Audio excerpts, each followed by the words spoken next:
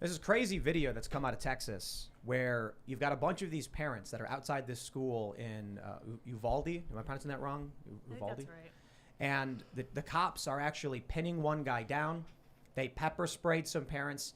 And one woman says that the police even tased a father who was trying to get into the school to save his kids. This is a crazy story because what we're talking about are Texas parents. I'm sure some of them must have been armed. I mean, maybe not. They were armed. Armed Texas parents saying, let me go save my kids. And the cops were like, no. The cops reportedly went in and saved their own kids. But there was one woman who breached the perimeter, made it into the school, got her kids out. So this is actually generating controversy on the left and the right. The left is angry with police. They're like, what's the point of funding these police if they're keeping parents from actually going in? And you got people on the right, they were like, there are good guys with guns. And the cops would not let them stop this guy. So this is an interesting story. We're going to talk about that. Plus, we're going to talk about some of the stuff going on with the Sussman trial, stuff having to do with Russiagate and Hillary Clinton. And we're also going to talk about Truth Social. Plus, we got in Oklahoma. They are now the first state post Roe v. Wade, I believe, but in modern history, to ban abortion from the moment of conception with limited exceptions, which is really interesting because depending on which poll you check, people are actually okay with that. Oklahoma basically banned elective abortion. Now, I want to just add something before we get the show started, because joining us, of course, we got a couple really great guests, and Kash Patel is here. And literally, as we're getting ready to do the show, his phone rings. It says 45. And it says 45. And then he's sitting here having a conversation with President Trump. And I'm just like, get him on the show, dude. Let's do it. So I asked him. Yeah. And he said, yeah. We'll make it happen, I guess. We'll figure out how to do it. We'll get Trump's a busy guy. Going. Yeah, but we'll get there. Right on, man. Well, so joining us is Kash Patel. How's it going, man? Oh, it's going great. I love to be back. The compound's looking better than ever, man. You put some nice finishing touches on it. Yeah, it's getting bigger. And we're actually building our West Virginia. Oh, you're doing that? Okay. Yeah. It's coming. It's the materials. Steel was hard to get. And so we got to build as much as we can. So you want to introduce yourself, your started career? Yeah, trying not to put people to sleep. Thanks for having me. Good to meet Adrian. Great to see you guys again. So my life exists on fightwithkash.com, fight with Kash with a K. Doing a couple things since I left the administration. I was the chief of staff for the Department of Defense. I headed up Trump's counterterrorism programs and did some other stuff along the way.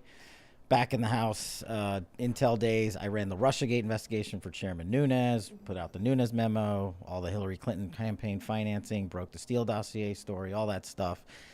And fast forward to John Durham and Russiagate unraveling and the Sussman prosecution. So I'm looking forward to talk about all of that. But most importantly, I'm very excited about my new children's book, The Plot Against the King. It is Russiagate for children, literally.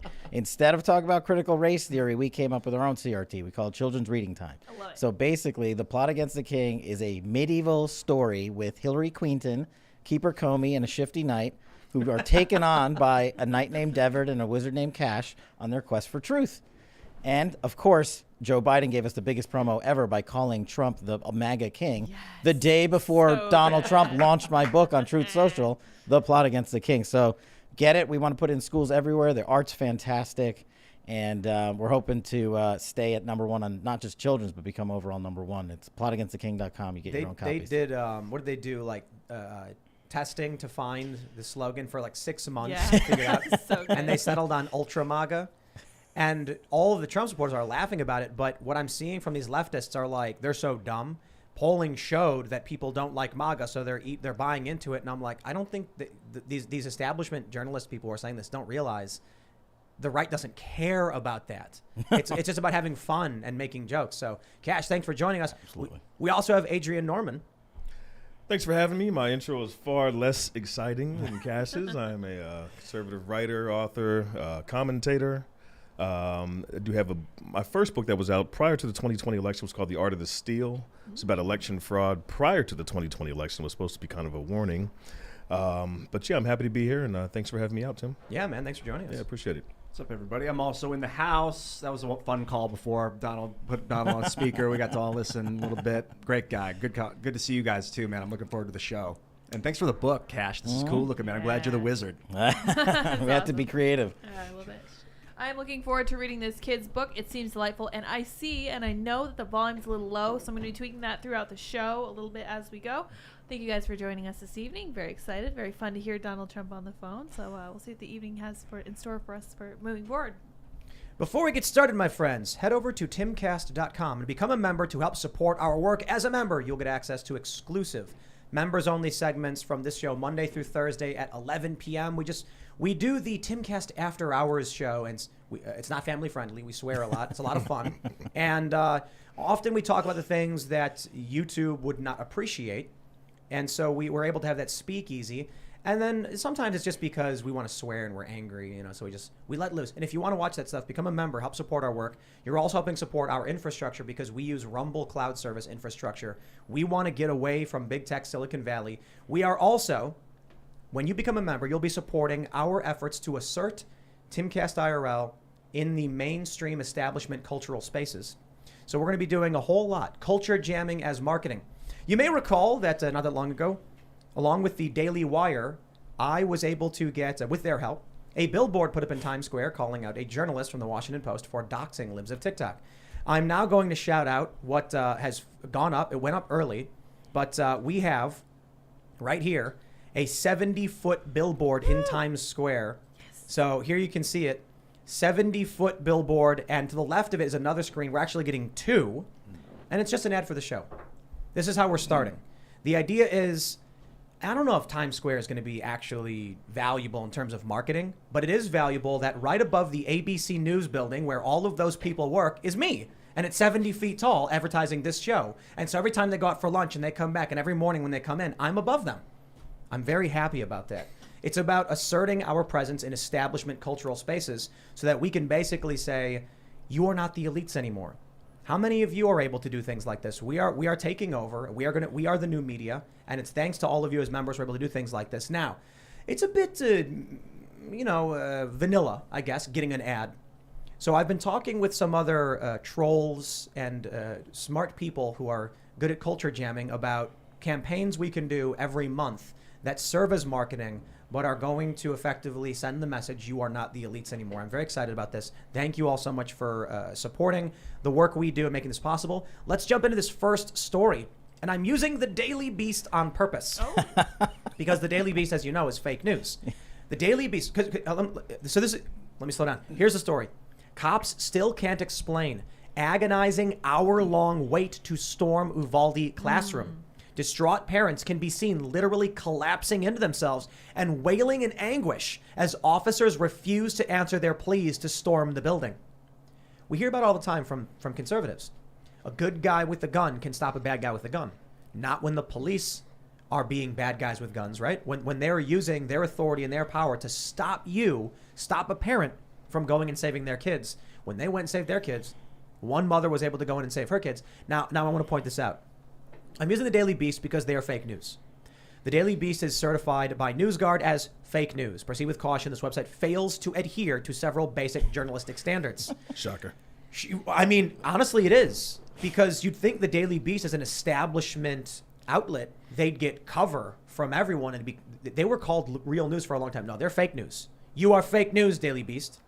But when even the Daily Beast, fake news, is pointing out what was going on there and that cops weren't letting people in, we got a weird story. I mean, something's weird. I don't know what you guys think. So look, I got to go to the Daily Beast too, because when I cracked the Russiagate code running the investigation for Chairman Nunes back in 2017, 2018, the Daily Beast outed me as a staffer and wrote a whole hit piece on me, which is unheard of when you're a staffer. You're not an actual member of Congress. You're just working there. And they called me a genocidal dictator. So I agree with you. The Daily Beast is fake news because I'm not a genocidal dictator. I'm just the son of a man who fled from a genocidal dictator regime overseas. Oh. So he was able to get me out there. What dictatorship did he flee from? Idi Amin in Uganda. Whoa. Yeah. Wow.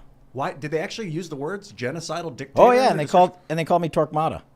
What's that? Wow. The guy from the Spanish Inquisition who was a genocidal dictator who slaughtered millions of people. And why? Because you were calling out fake news? Well, because I was reporting that, we have proven Hillary Clinton, paid for it, the campaign. We were getting going and it was big news. And they were like, we're going to take this guy out. I didn't think anything would actually come of it. But then there's been a million pieces after that. But they started it. Well, so what do you guys think about what was going on with these parents? This seems weird to me, right? Well, I will point out, some people have said, look, you don't want a bunch of angry and confused parents rushing into a building. It can get chaotic, especially if they're armed. I had a moment of empathy when I was watching the video and I heard the screaming parents, where it was just like, if I was that, and all of a sudden I felt like because of bureaucracy, I don't have a chance to save my kid, and then find out that the kid was killed, is like, like the cops are doing what they were instructed to do, which is don't let the people run inside. They might get hurt. They might cause more damage. But my God, when it hits the fan, it's like the rules are off when your children's lives are at stake, and you need to do what you got to do to save their lives.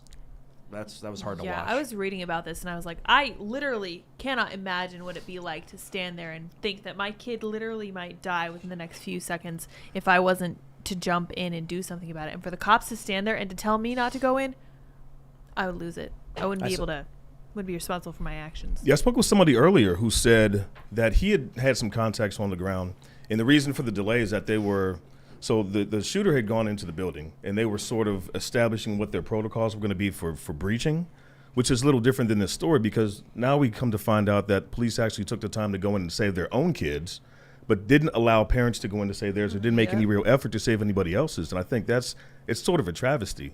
You know, and this isn't the only situation that we've had with the school shooting where there was a huge delay in terms of a police response. You know, with Parkland, police were told to stand down.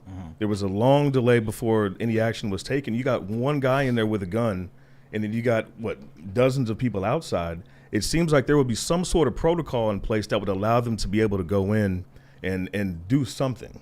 Yeah, I mean, that's the thing with law enforcement, right? Coming from a law enforcement background, you want your cop, that's why they sign up, to go in there. You establish a perimeter, all that stuff, but if there's a school shooting, get some bodies in there doing something. And I think that's the biggest complaint.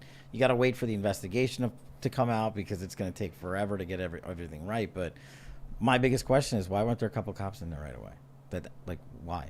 You guys think that cops should be armed? Or not cops, rather. I'm sorry. I was like, wait. Well, for sure, yeah. That's not what I meant to ask. Teachers. Do you think that teachers should be armed in these schools? I think if teachers want to be armed, why not? Because obviously they're going to have to go through some sort of training. You can't just carry. But if somebody wants to carry, if they've proven that they're able to be responsible and that they have demonstrated a certain level of proficiency with a firearm and they're able to protect kids, if they're carrying concealed, nobody's going to know which teachers are carrying and which aren't. I'm not for forcing any teacher who doesn't want to carry, but if you have somebody who is open to the idea and they want to be that person, and they could be somebody that interdicts a situation like this, I don't see any reason why we should not allow that. Simple answer, yes. It's not a question of teachers, it's a question of people. I think people should be armed. That's it. Yeah, 100%. Yeah. Well, I was workshopping this idea earlier today that I think that the only way to fix this gun problem that we have in the U.S. is to do it from the ground up. That means a cultural change. That means someone who's going into a school or someone who's going in to rob a store, they don't know if the person they're about to rob or the person they're about to attack is going to be armed. And that's going to significantly dampen their enthusiasm for doing extremely criminal activities. Obviously, that's not something that the government can enforce, and we need to have a serious respect for guns. But I hope we could get there. I don't think so. Right now, the one thing that really bugs me about the whole issue is there's no real conversation, particularly from the left, on solving these things. They complain about people saying thoughts and prayers. Well, I don't think thoughts and prayers is solving any of the problems either. It's just kind of like I feel for you, which I don't get a problem with it. It's just okay, great, sympathy, empathy. The left then comes out and gets angry and says, I'm sorry, I got to stop. Not the left, the liberals. The leftists like guns. Leftists or more revolutionary, they like guns. The liberals are like, we need background checks. And I'm like, okay, we got those. What's next? And they're like, no, we need background checks. I'm like, okay, we have those. That already happens. What's next? I don't think, what we hear now from the right is like, we should arm the teachers. That's not going to solve anything either. And I'll tell you why. It may prevent, because some of these guys, some of these psychopaths might be like a teacher could be armed. That I agree with. But in this circumstance, cops were there. The good guys with guns were there. The parents were good guys with guns. The cops were. And the cops actually impeded it. The cops were supposed to be the good guys with guns. They stopped it. You look at Parkland, that security guard, didn't he run away? He got in trouble for that. Yeah. So I'm saying, I think we have deep-seated cultural problems where, you guys see Beto O'Rourke heckle the press conference on these kids. And I'm seeing, Democrat activists cheer for this, and I'm just like, come on, man, choose your battles. But that's what Beto did is a contributing factor to why lunatics do this. They know that you're going to get Barack Obama, that you're going to get Beto O'Rourke, and they will scream your name out to the world with your picture. So that's what they're thinking. They're thinking this is how people will finally know who you are because they're sick. They're nuts. I think everybody agrees. Jordan Peterson tweeted out earlier that we should not be saying the names of these criminals, these killers. Yeah. Just don't, because that's what the big part of it is. They want to be famous. They want it to be their final hurrah. And then if they see names get shouted out, that copycats might come up and do the same thing. Thought it was a good point. Yeah. Some people have mentioned what we need is cruel and unusual punishment for these people. And I'm like, well, you can't do that under the Constitution, right? But this is their argument is do something in such a way that humiliates them and makes them not want the attention. The dude that ran up on Dave Chappelle with a knife, like a fake gun with a knife in it, they broke his arms or his hand. I mean, that was cruel and unusual what they did to that guy. Yeah. Well, you could say he had it coming and deserved it. I think you run up on stage at a guy with a knife, you're gonna get your body broken. But that's not cruel and unusual.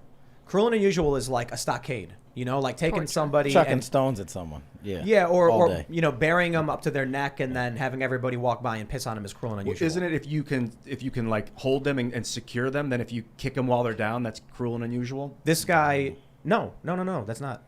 So you can argue cruelty if it's excessive, but excessive force is not legal.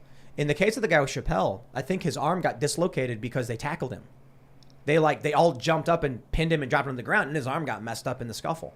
If you attack someone and someone is using force to stop you and you get hurt, that's not cruel and unusual. If we capture these people and then, like I said, you bury them up to their neck in dirt and then everyone can walk over and spit on them, that is cruel and unusual. People have argued for one of the memes that goes around is a liberal guy who posted this, or people who post this, calling them tiny pee-pee shooter and giving them these weird names so that forever in history they won't be known by their name but by an insult. I don't know if that actually would work, but I get the idea, and I think they're scratching at the surface of the problem. These people know that every politician, everyone's going to say their name. I'm not going to say this guy's name. I'm not going to mention him. I'm not going to show his picture.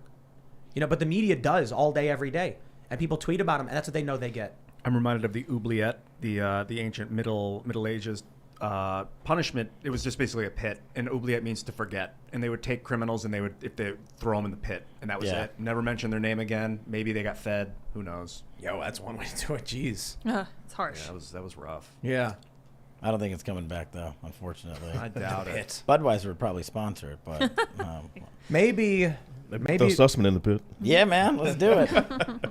I don't know those people that January 6th. There's people in solitary. I don't know if that's really an oubliette, but that's people in solitary. That's basically it. I mean, look, I was a public defender back in the day, and I argued for some of the worst people in humanity because they needed due process. And the same thing, it's like, okay, should you have a bond? Shouldn't you have a bond? While you're waiting, trial presumed innocent. And look, whatever your political positions are on January 6th and whether it should or shouldn't have happened, if you have a 60-year-old grandmother who has never committed a crime in solitary confinement or not given bond, there's something wrong with that situation. That means the judiciary has been politicized. And you're a year on from January 6th, and you have 50-plus people without bond, many in solitary confinement. I mean, all that does is makes them want to plead and get out. Plead guilty, not have the constitutional protections of due process and the presumption of innocence and the right to counsel. They just want to rack up political victories. I think that's my interpretation of what this committee's doing. I think that the January 6 people is as close as you can get to cruel and unusual without jumping over the line in an obvious way. Keeping people locked up, keeping them in solitary, doing these things is like you mentioned. It's effectively torturing them. So you can get them to just give up. That's it. And it's all politically motivated, too. So it causes people to not have any faith in the system, which ultimately is bad for the country as a whole. It's terrible. I mean, I've argued both sides, federal prosecutor, federal public defender. And I've just never seen any situation where you just blatantly chuck a bunch of people. I've gotten murderers and rapists out who were charged with those crimes on bond because it was the actual right thing to do based on the facts and the judge made a decision. You have people here with no criminal history who didn't commit a violent act, and they're being held detained. I don't know if you you've been following a lot of the trials, I imagine, with January 6th. A couple of them. So there were how many have there been? Have there been 3, or have we had more so far? I think 3 total trials. I got subpoenaed by the January 6th committee. That's a whole nother story. That cost me a fortune. Wow. But well, so we did a segment on here, and I mentioned that for the people who just walked in the front doors that were opened by the cops, how are you going to charge them? How are you going to convict on trespassing when the cops open the door and say, "Come on in"? You know, for people who don't know about trespassing, you got to give a warning. If you don't have a sign on your property that says no trespassing, people can walk on your property. You can tell them to leave, but you got to give them a warning first. If you have a sign, you don't need to give them a warning because the sign is the warning basically. So once they enter the property, you've got them on trespassing. The police can issue a charge. I brought that up. These, Young Turks, for instance, said I was stupid and I was wrong. And then what happens? We actually saw a guy get acquitted exactly on those grounds. yeah, because the Capitol building is a public free space. Americans can go in and out of there. Foreigners can go in and out of there literally almost any time of day. It's not trespassing. There's certain areas they can't go to. And the cops are on video opening the doors. Yeah.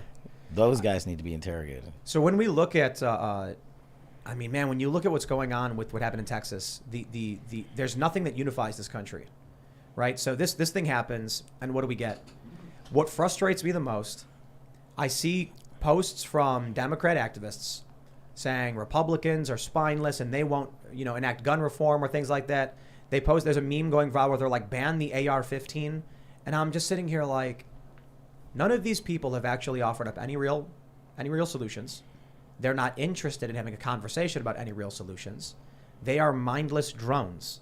Saying ban the AR-15 is literally meaningless. No, it's like an assault rifle ban, or or shifting the conversation from, oh, that's an automatic gun. America doesn't allow the sale of automatic firearms, and it doesn't. There is no. It does with tax stamps. Well, right. Pre-1984 or whatever. Right. No, but what I mean is, it's like let's approach it from this point. They've banned the AR-15. Oh no, and now everyone's using the AR-10. They've banned the AR-15 and my M1A or my SCAR 20S, or like, come on, name a different gun. They exist. They're coming out and they're like, they use this rifle. In many instances with these shootings, it's an AR style rifle. Right. And so they're saying ban this, and I'm like, yo, you're just not saying anything. I would like to see a poll of people and what they think AR stands for, because I think a large percentage of Americans think it means automatic rifle. Yeah. Or assault rifle. Or assault Yeah. rifle. And it means Armalite rifle, which is the company that created the thing. Yeah. But they have no idea what they're talking about. They don't even Google it. And so what do you get? You get David Hogg, right? He posts in April, like, I bet if I sat down with my critics, we would agree on things. And I tweet at him politely, like, hey, man, come on the show. We'd love to have you. We'll cover it. They don't respond. And so I tried again. He's got no obligation to respond to me, mind you. I'm not, saying he has to. But then he goes on with Matt Walsh. He goes on with establishment personalities that are just playing to the same audience. There's no real conversation happening. I look at that and I'm just like, how could anyone believe that the path forward in this country is going to be unity? I can't see it. Not anytime soon. Anytime soon, not even anytime late, to be honest. Until we get ripped apart, until We've got English to bond us. We've got the almighty dollar. I mean, it was basically it's a unification of states, which are all disunified, you could say, but unified under the idea of the Constitution. We all follow the Constitution for the most part. Constitutional law presides in every state. Those are the things that hold us. But our ideas never really were supposed to be the same or anything like that. Even religion, you're allowed to have your own religion. But they're not following the laws anymore. California, for instance, won't enforce immigration law, and it's actually granted them an extra congressional seat and an extra electoral college vote because it's by population, not citizenry. So when you have states outright defying the union and federal laws, why would any other state be like, okay, and now what do we get? We get Oklahoma being like, okay, we're going to ban abortion outright. We don't care what the Supreme Court says. That's where we're heading, and I think it is the rule, not the exception, that on the right, there's a conversation around policy issues. Ben Shapiro will yell, debate me, right? That's the meme. On the left, it's the exception. They don't debate. And if they try to, they have no idea what they're talking about. Well, it's fake. That's why you're not going to get a solution, because they have political epithets that they throw out on any conversation. Gun control, abortion, whatever, immigration, drugs, whatever you want to talk about, but they don't have actual solutions. And you're right. On the right, they'll at least debate them and then try to find an answer like we do like we did under the Trump administration for the border, for the opioid crisis, for illegal immigration, and for things like, President Trump actually, reformed the criminal justice system more than any president in modern American history. And people don't know that, because he a Republican president was the one who did judicial reform, which is crazy. It's a crazy concept because it's not popular on the right. But I thought he was doing the right thing, and I thought it worked. But it gets covered up because no one wants to talk about those things. What did he do? He did a lot of this is getting technical, but a lot of alleviations of, so when we sentence people for drug crimes and they get sentenced unequally because of skin color or ethnic background, it sort of stacks up. So you can eliminate those rules and regulations. You can give the judges more flexibility to reduce those types of sentences. And he basically undid the Biden 98, crime bill. You can't, Congress didn't veto it, but you take out a lot of the minimum mandatory sentence requirements, like grandmother gets found with a gun under her bed that she doesn't know is there and her nephew put it there, you're going to send her up the creek for 10 years. That's insane. It's insane, but it happens. I've defended people that this happened to. And that's why you can't get any real, actual, true judicial reform without Congress. Mandatory minimums, in my opinion, is stupidest thing. It's crazy. Stupidest thing. I think, our judicial system needs to be human.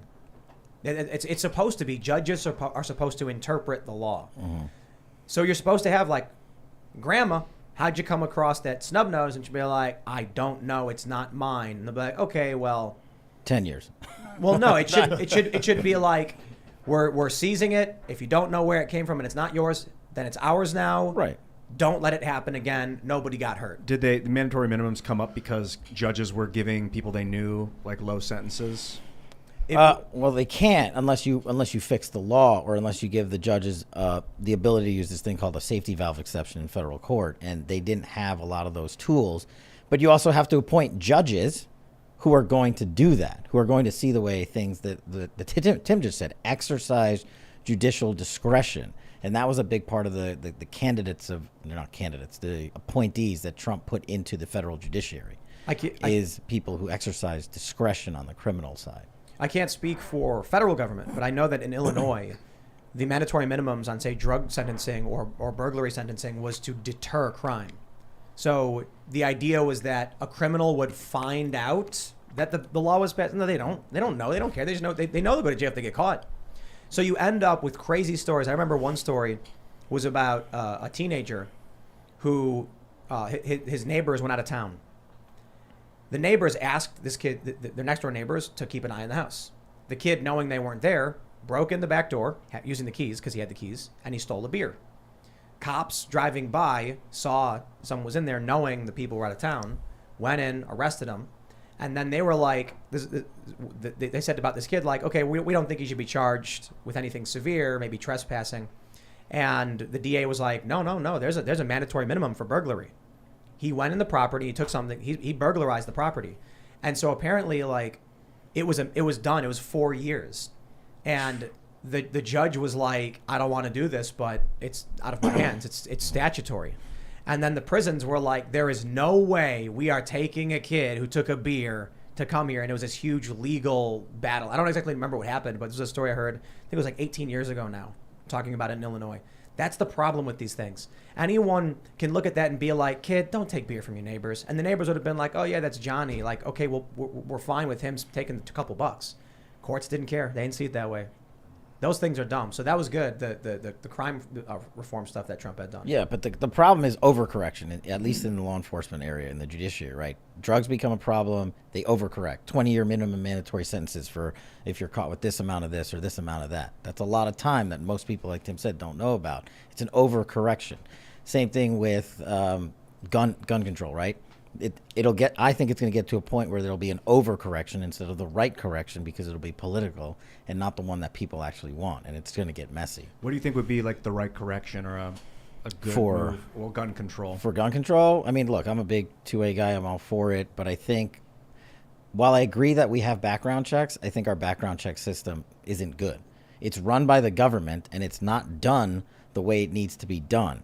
I mean, that is like the FBI runs it or ATF or whatever, right? But there can be a better system of screening, take another day or two and build a better algorithm to screen out people with prior activities, prior hits, prior contacts with law enforcement, mental illness issues, things like that. People keep saying, oh, we have background checks. Well, you can have background checks, and if they suck, then what's the point? But that's step one. Do they suck? I mean, the first time I went to buy guns, I was on the mandatory wait. I was delayed. Well, that's government. I mean, sure.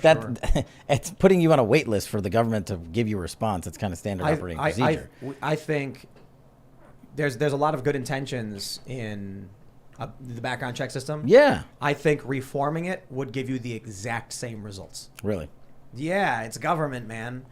You know, there's some things I'm okay with when it comes to government, but I'm like, if it's not working now, what can we do to fix it? Well, I certainly think it's worth looking at trying to fix, for sure.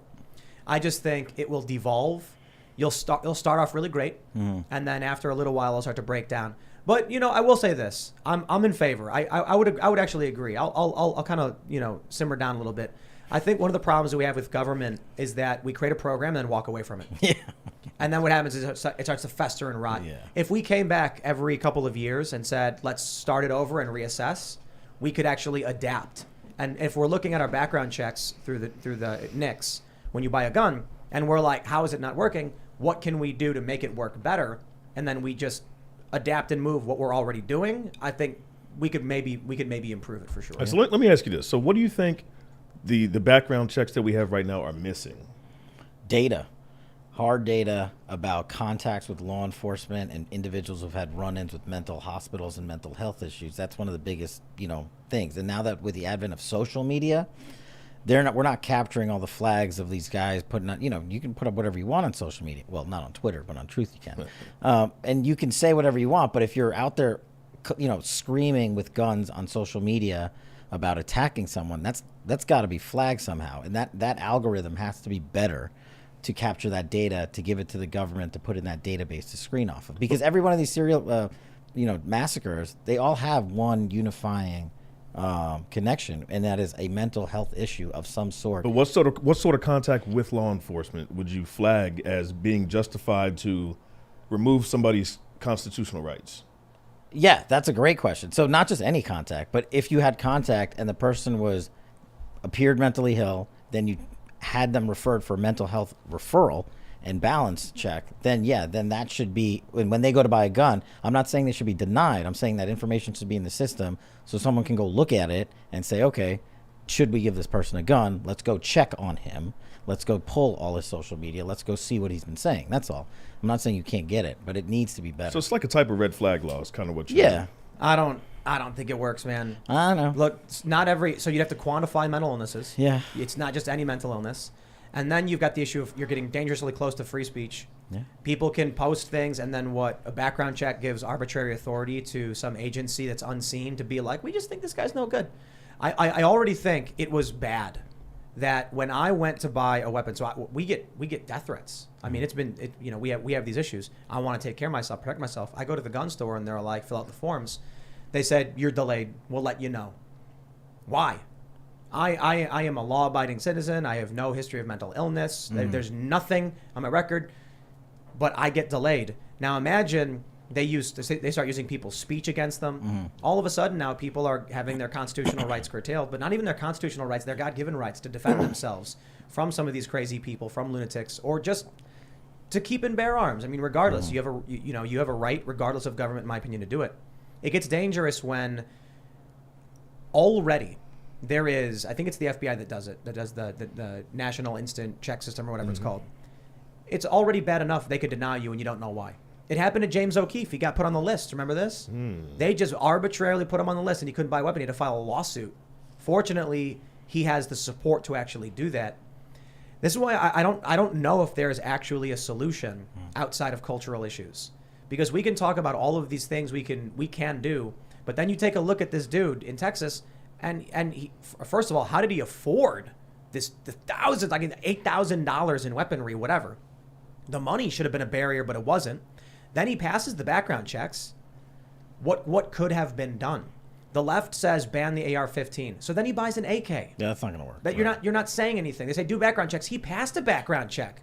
do better background checks. And then what? Regular people all of a sudden can't defend themselves. Look, the end result of what the Democratic position is, I shouldn't say the left. I apologize for that because leftists like guns. I always got to correct myself. They do. They're big on guns. The end result is just ban all guns. That is the only thing. And then even that won't work because 3D printed guns exist. And you can make a gun out of a 3D printed material. You don't need much metal other than the firing pin, a thumbtack or something. Well, even in addition to that, I mean, we already have more guns in this country than we have people. Do you think all those people are going to get rid of the guns because we pass a law? No, they're going to lose them in boating accidents. I mean, do you think everybody who had a bump stock turned it in because the government said, nope, can't have it? Hey, and that was Trump. And there was one jurisdiction where they had a thing where you could return. I don't know if it was a buyback or not, but they wanted you to return in your bump stocks. And out of the entire city, they got 7. Wow. Oh, wow. 7. What do you what think happened to all the other ones? I heard somebody on Twitter and they said, you know what we need? We need gun buybacks. We need buybacks. Who's going to buy them? The government. And they said no. They were like $5,000 per gun. And I was like, dude, I'll go to the gun store and buy a gun for a couple $100 and then bring it in for $5,000. Are you nuts?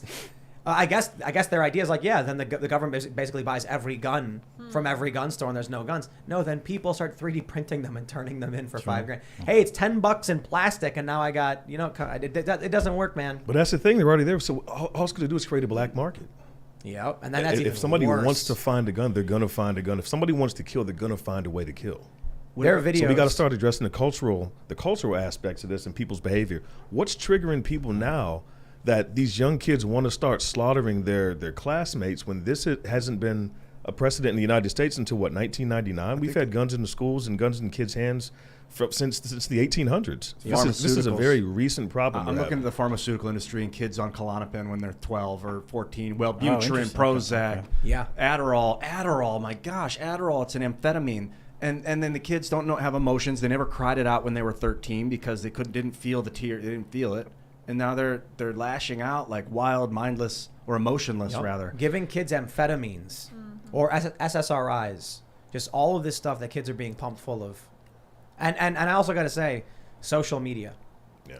We talk about the media aspect of this, how these shooters think they're going to get notoriety, but it's also people. I don't know much about this. Maybe you guys saw this where people on Discord were apparently egging this guy on. You see this stuff.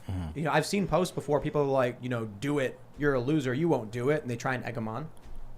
That's not helpful. It feels like it's so entrenched. Like I'm like, okay, you could homeschool your kids, arm the teachers, and take the kids off of psychoactive pharmaceuticals. But like, that's like, all right, Titanic, you're about to hit the iceberg. Turn left. Like it sounds like. First of all, how in the hell are you going to do all that? The pharmaceutical industry, it feels like, from my perspective, that it's so entrenched in our existence at this point. I don't know how many billion-dollar industry it is, and like the way Pfizer just ran the COVID response, seemingly like they were in charge somehow. A corporation was in charge. I don't know how to get pharmaceuticals out of 12-year-olds' hands exactly. But I mean, it's a scary reality, man. You got to educate the parents. But, I'd be willing to bet that if you start talking about the pharmaceutical role and what's been happening in this country, the dramatic spike, I'd be willing to bet this. Maybe I'm wrong. There is going to be a visible correlation between the increase in medicating children and the increase in violent outbursts, general violence, and maybe mass shootings or things like this. General violence. Because I think the drugs are messing kids up. But if you start talking about that, that Big Pharma's funding all of these networks. They're not going to say it. Have you ever seen that meme where it's like, local news brought to you by Pfizer? It's like CNN brought to you by Pfizer and ABC and all that stuff. Yeah. Yeah, you're not going to be on one of these big networks bad-mouthing the pharmaceutical companies. Or scaring parents. Odd, because it is. I mean, it's got to be the pharmaceutical. It's got to be the drugs. It's got to be psychoactive drugs in the 14, 15-year-old kids. What else? I mean, it's driving them insane. Right? I don't know if it has to be. I think it plays a role.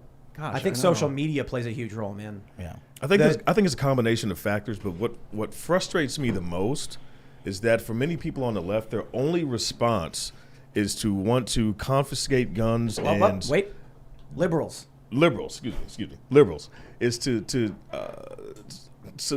curtail the civil rights, to curtail the constitutional rights of people who have committed no crime at all. We have so if we're looking at a scale of things that are reasonable versus not reasonable, it seems that would be very reasonable to suggest, hey, why don't we lock down our schools and have a single point of entry, single point of exit, and a security guard? That's something very easy that we could do. That's something that would be incredibly cost effective given how much money we spend on other things like $40 billion to Ukraine. And every single time we propose a common sense solution, they dig their heels into the ground and they say no. Their only answer is gun control. Yeah. And gun control, it's just doesn't do anything. I'm really concerned about, I think you mentioned red flag laws earlier, and like if someone has a medical marijuana card and the government has it scheduled as a narcotic for some freaking reason. Yeah, you're out. If you get this is really messed up. If you have a medical marijuana card, you can't get a gun. As it currently stands. Huh? Yeah. Yeah. Can't get a handgun in Maryland. And I remember I was in California and I was skating in Venice, and there are these guys that stand outside of these shops. And they're like, yo, weed card. And I'm skating, and the dude goes, bro, come here. And I was like, I stopped. What up? And he goes, you got your weed card yet? And then I was like, what do I need a weed card for? And he's like, oh, medical marijuana, dude. He's like, you got to get medical marijuana, man. And then I was like, I don't need it. And he goes, oh, no, you got something. You got to talk to the doctor, man. You don't know until you talk to the doctor. And then I was like, I'm healthy, and I got nothing wrong with me. And he goes, you skateboard, your feet hurt? And I was like, sometimes, like, oh, dude, you need weed. You got to come in and talk to the doctor, $5. I got my medical card in San Francisco, and they're like, so what's the problem? I was like, I'm stressed. He was like, what's stressing you out? I was like, the Federal Reserve has a monopoly on our monetary system. And the guy was like, signed. He just gave it to me. But now you can't get a gun. Well, not in California. I don't know. Maybe not in California. I don't know my license anymore, but I don't know how those laws work. It's crazy. I don't know how absolute it is. It might be if like you're a current user, those cards can disqualify you. Yeah.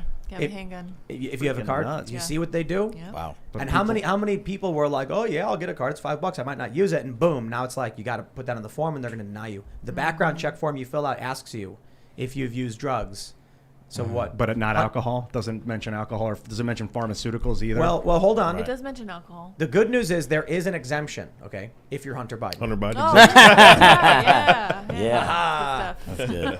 You must Hunter- know somebody. You just got to toss your illegally purchased firearm into a dumpster And it's afterwards. cool. Yeah. So for those that don't know, he lied on his form, and then his wife did it or something. She threw it in a garbage can. Dumpster behind the school. yeah, behind school. Yeah. So insanely illegal. Oh man. And then Joe Biden comes out and he's like, I care about this. Like, no, you don't. Arrest your kid and then we'll talk. No. Joe Biden, while this was going down, he was on another network giving a speech or something unrelated to this. Just flip the roles.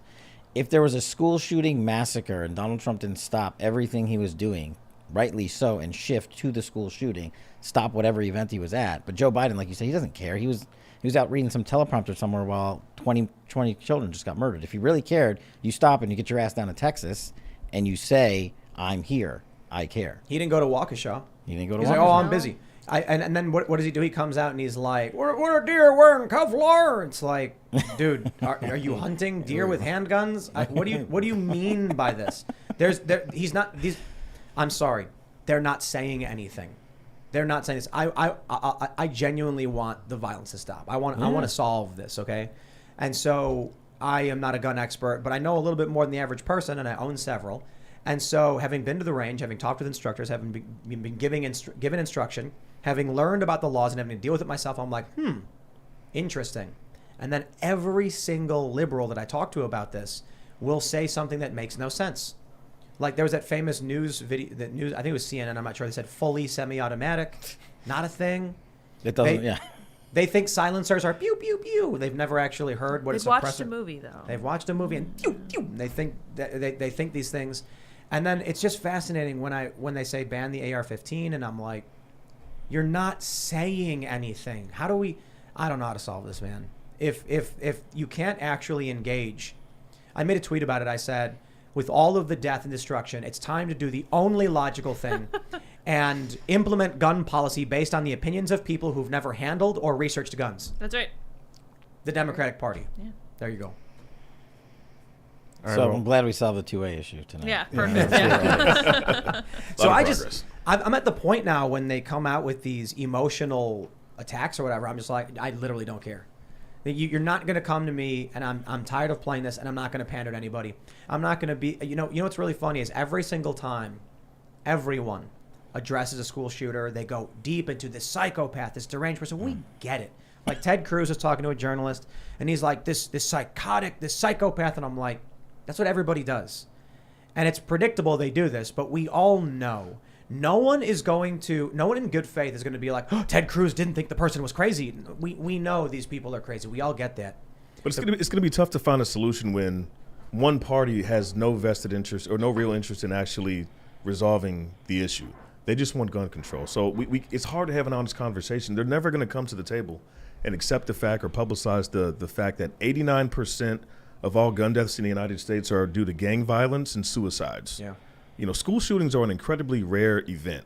Gun deaths in general, outside of suicides and gang violence, are an incredibly rare event. But given how the media covers it, you'd think that we have a crisis of mass proportions in the United States. Even if you look at it on a per capita basis, you know, deaths per 100,000, the United States doesn't even rank in the top 10 for mass shootings. Yeah, and it's mostly with handguns. Most mass shootings are handguns, and we never talk about Chicago.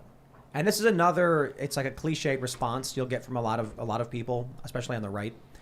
But I get it. You know, look, kids dying is a shock to the system. I understand why we talk about that for sure. But we do have mass shootings all the time in Chicago, in Baltimore, in Detroit, in these cities.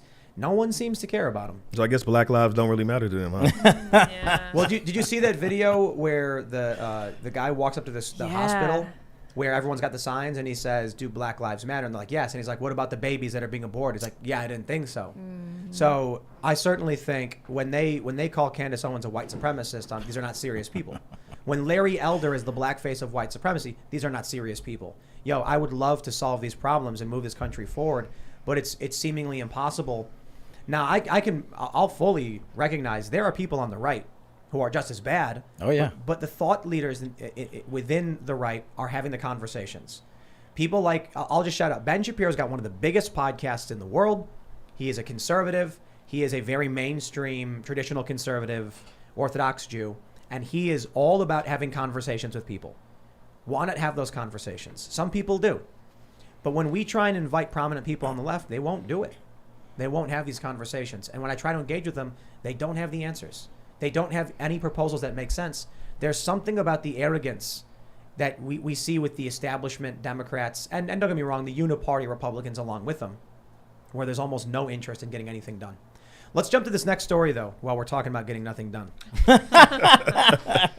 This is actually something getting done, actually. Timcast.com reports Oklahoma governor signs law banning abortion from moment of conception. Woo.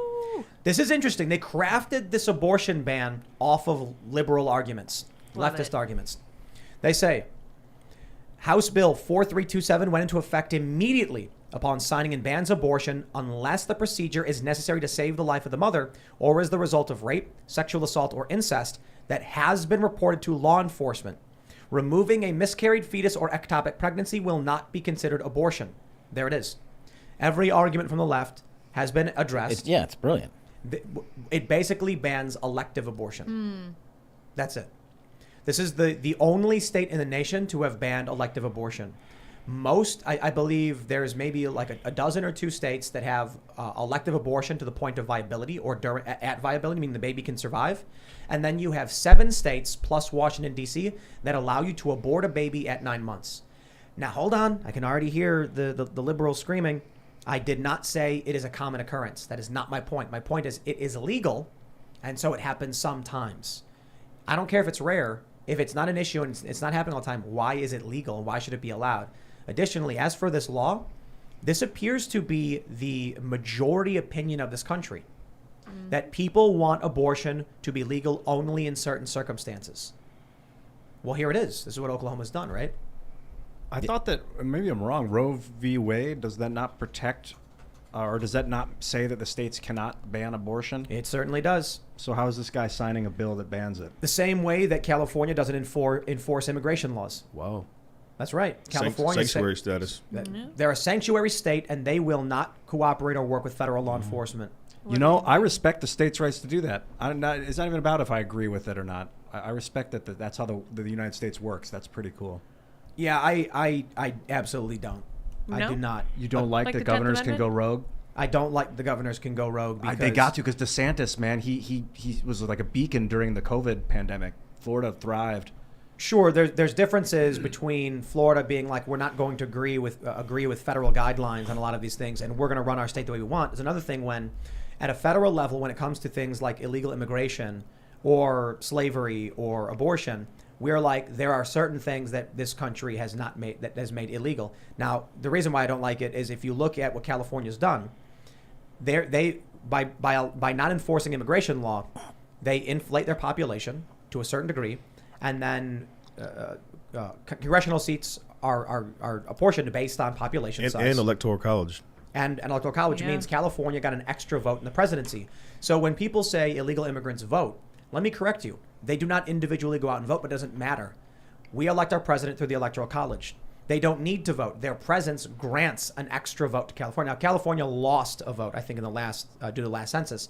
But before this, constantly just allowing people to come in, granting them free health care, they're putting a strain on the surrounding states. And imagine you are, Nevada or Idaho or Arizona, and you've got people going into California, staying there in violation of the law, and then they can cross over from the west into your state that's already dealing with a border crisis. Mm-hmm. That's an issue for other states that's infringing upon those states' rights. This is the kind of issue that literally resulted in the Civil War. The South, they had slaves, and they said the North should abide by federal law, right? Well, the federal law had the Fugitive Slave Act, and the North was not abiding by it. I mean, I agree with. That I think the problem, I think slavery should have been abolished. The issue for the South, though, was that if the federal government was not going to be able to enforce these laws, then why should there be a union at all?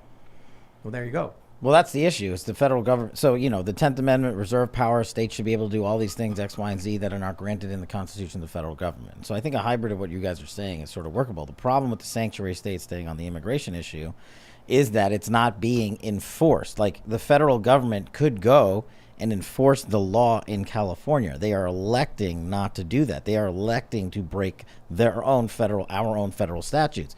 That's my problem, because they agree with the policy decision in California that overrides a federal statute.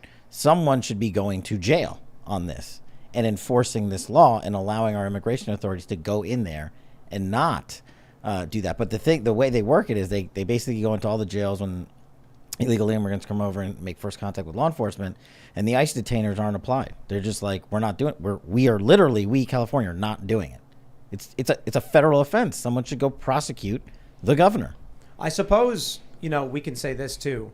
Just looking back on what I literally said, it's an issue of our personal morals and worldviews as to what we think is fair and acceptable. Yeah, because weed, for instance, California was like, it's legal here, and the feds we're going to protect you from the feds. That was basically, and then the feds were like, all right, they proved their point. We're not messing with California anymore. No, that's not true. Well, for the most part. Yeah, it got I think better. Obama was like, send in the troops. Kind of. The but DA was storming dispensaries. Laxed. When I was there in 2006, it was very dangerous to have a weed card, but then by 2010, it was totally cool. There are some instances, I suppose. I think the illegal immigration issue is probably what I mostly disagree with, and I think maybe the states asserting themselves is probably a good thing. So maybe I'll walk back a little bit. The thing about the illegal immigration is that it affects the entirety of the country in a very serious negative way politically. Mm-hmm. It actually takes congressional seats from somewhere else and gives it to a state. So it's almost like stealing influence. Whereas the weed thing isn't that big of a deal. And like I was just saying, when the North was refusing to return slaves, that was a good thing.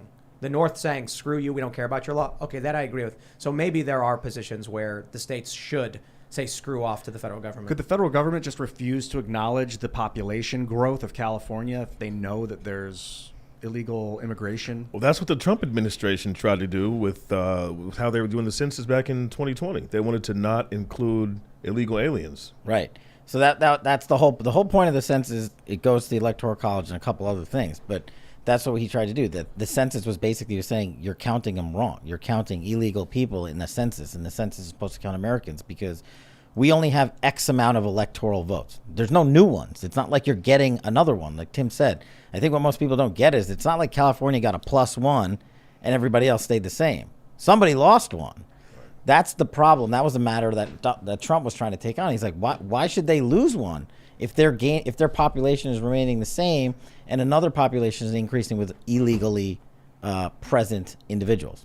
That was the heart of the matter. And they didn't want to show who was legal. They didn't want people coming in and being like, show me your papers, because they thought it was like Nazi Germany and people would get arrested, families would get broken up, and that's why there was so much resistance to it. Yeah. I think that that's a lie. Like I think they know exactly what they're doing.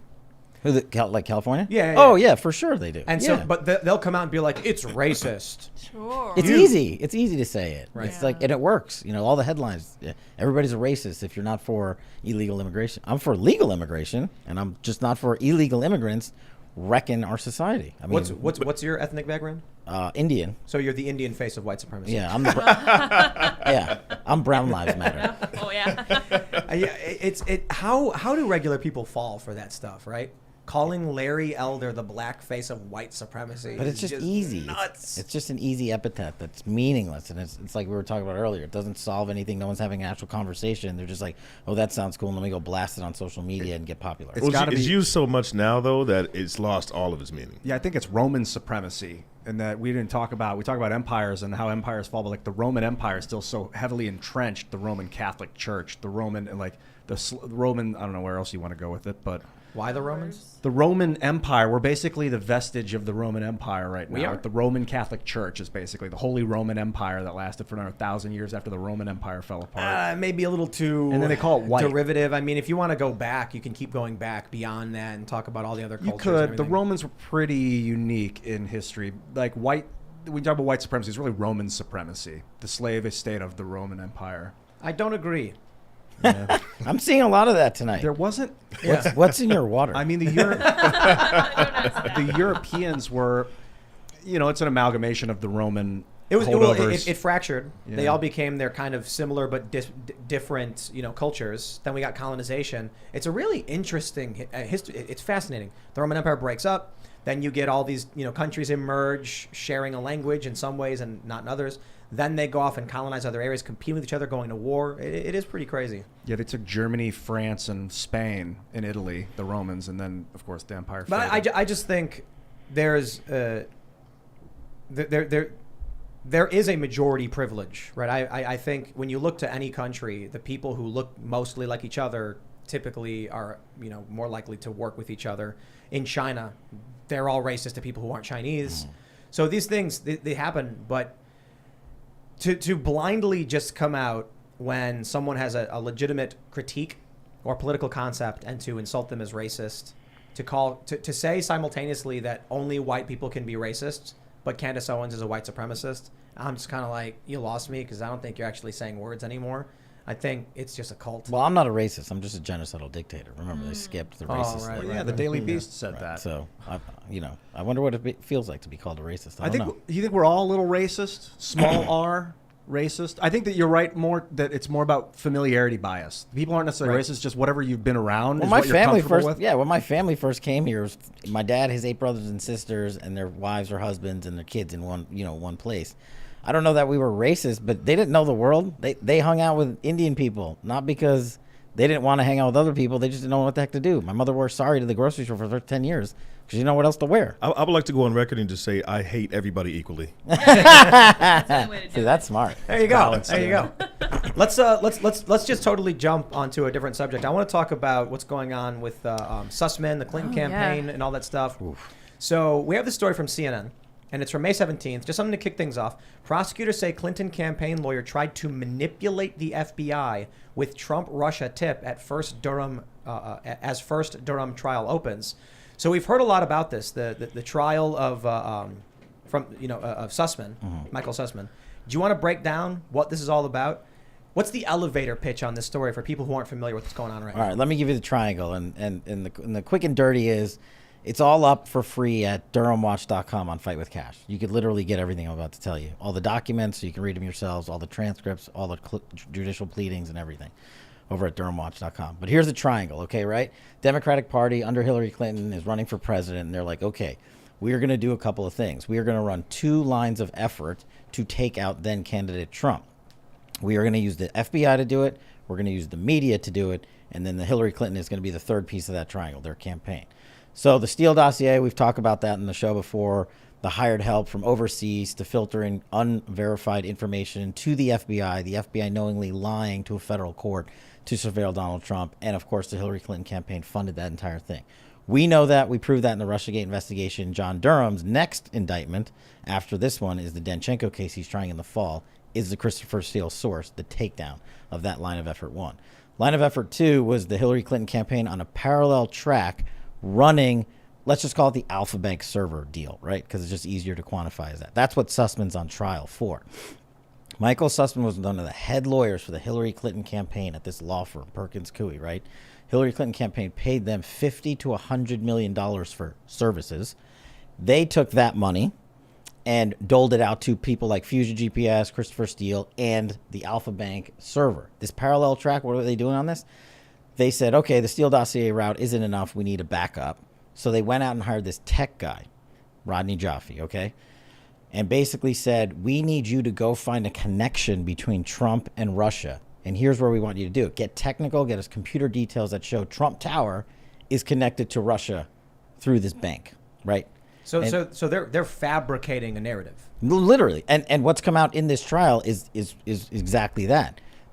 The information was taken to the FBI, and the FBI said the next day they knew it was false. That's what the agents testified to during this case. And so Russiagate should have stopped immediately. Well, Russiagate should have stopped, but it didn't, because you had a couple of corrupt FBI cops, Comey, McCabe, Strzok, this Hyde guy, who were running the whole thing. But not only were they running it internally, they were running it with the media. What came out in this trial is all these guys at Michael Sussman, Fusion GPS, Hillary Clinton, they were all meeting with the media. They were sending Christopher Steele to meet with the media. They were sending Rodney Jaffe to meet with the media. Why? Circular reporting. The FBI is like, oh, look what CNN's publishing. Must be true. We have a source that says that. Here's the kicker of the whole thing. Both Christopher Steele and Rodney Jaffe, FBI sources. Yep. The entire time. And they both got fired. Why? For leaking to the media. But here's what the FBI did. They kept taking their intel to prosecute their case against Donald Trump once he became president. So it is the biggest criminal enterprise in U.S. history. From my perspective as a former federal prosecutor, I'm probably biased because of Russiagate, living through that, running that investigation. But it's a story that needs to be told. And I think the only way, going to sort of the accountability portion, because you can run constitutional oversight in Congress, and we got 17 people fired, including Comey, and that's a start. What John Durham has done is basically mobilized this thing and said, okay, I'm going to take some people out with indictments. So the Russia collusion narrative is false. 100%. We learned that with the end of the Mueller probe right away, that it was a lot of nonsense. He said it too, yeah. But you, I think you along with Devin Nunes, you had a report basically a year before the end of the Mueller probe, I think it was. So we've consistently learned that something was just not true in all of this.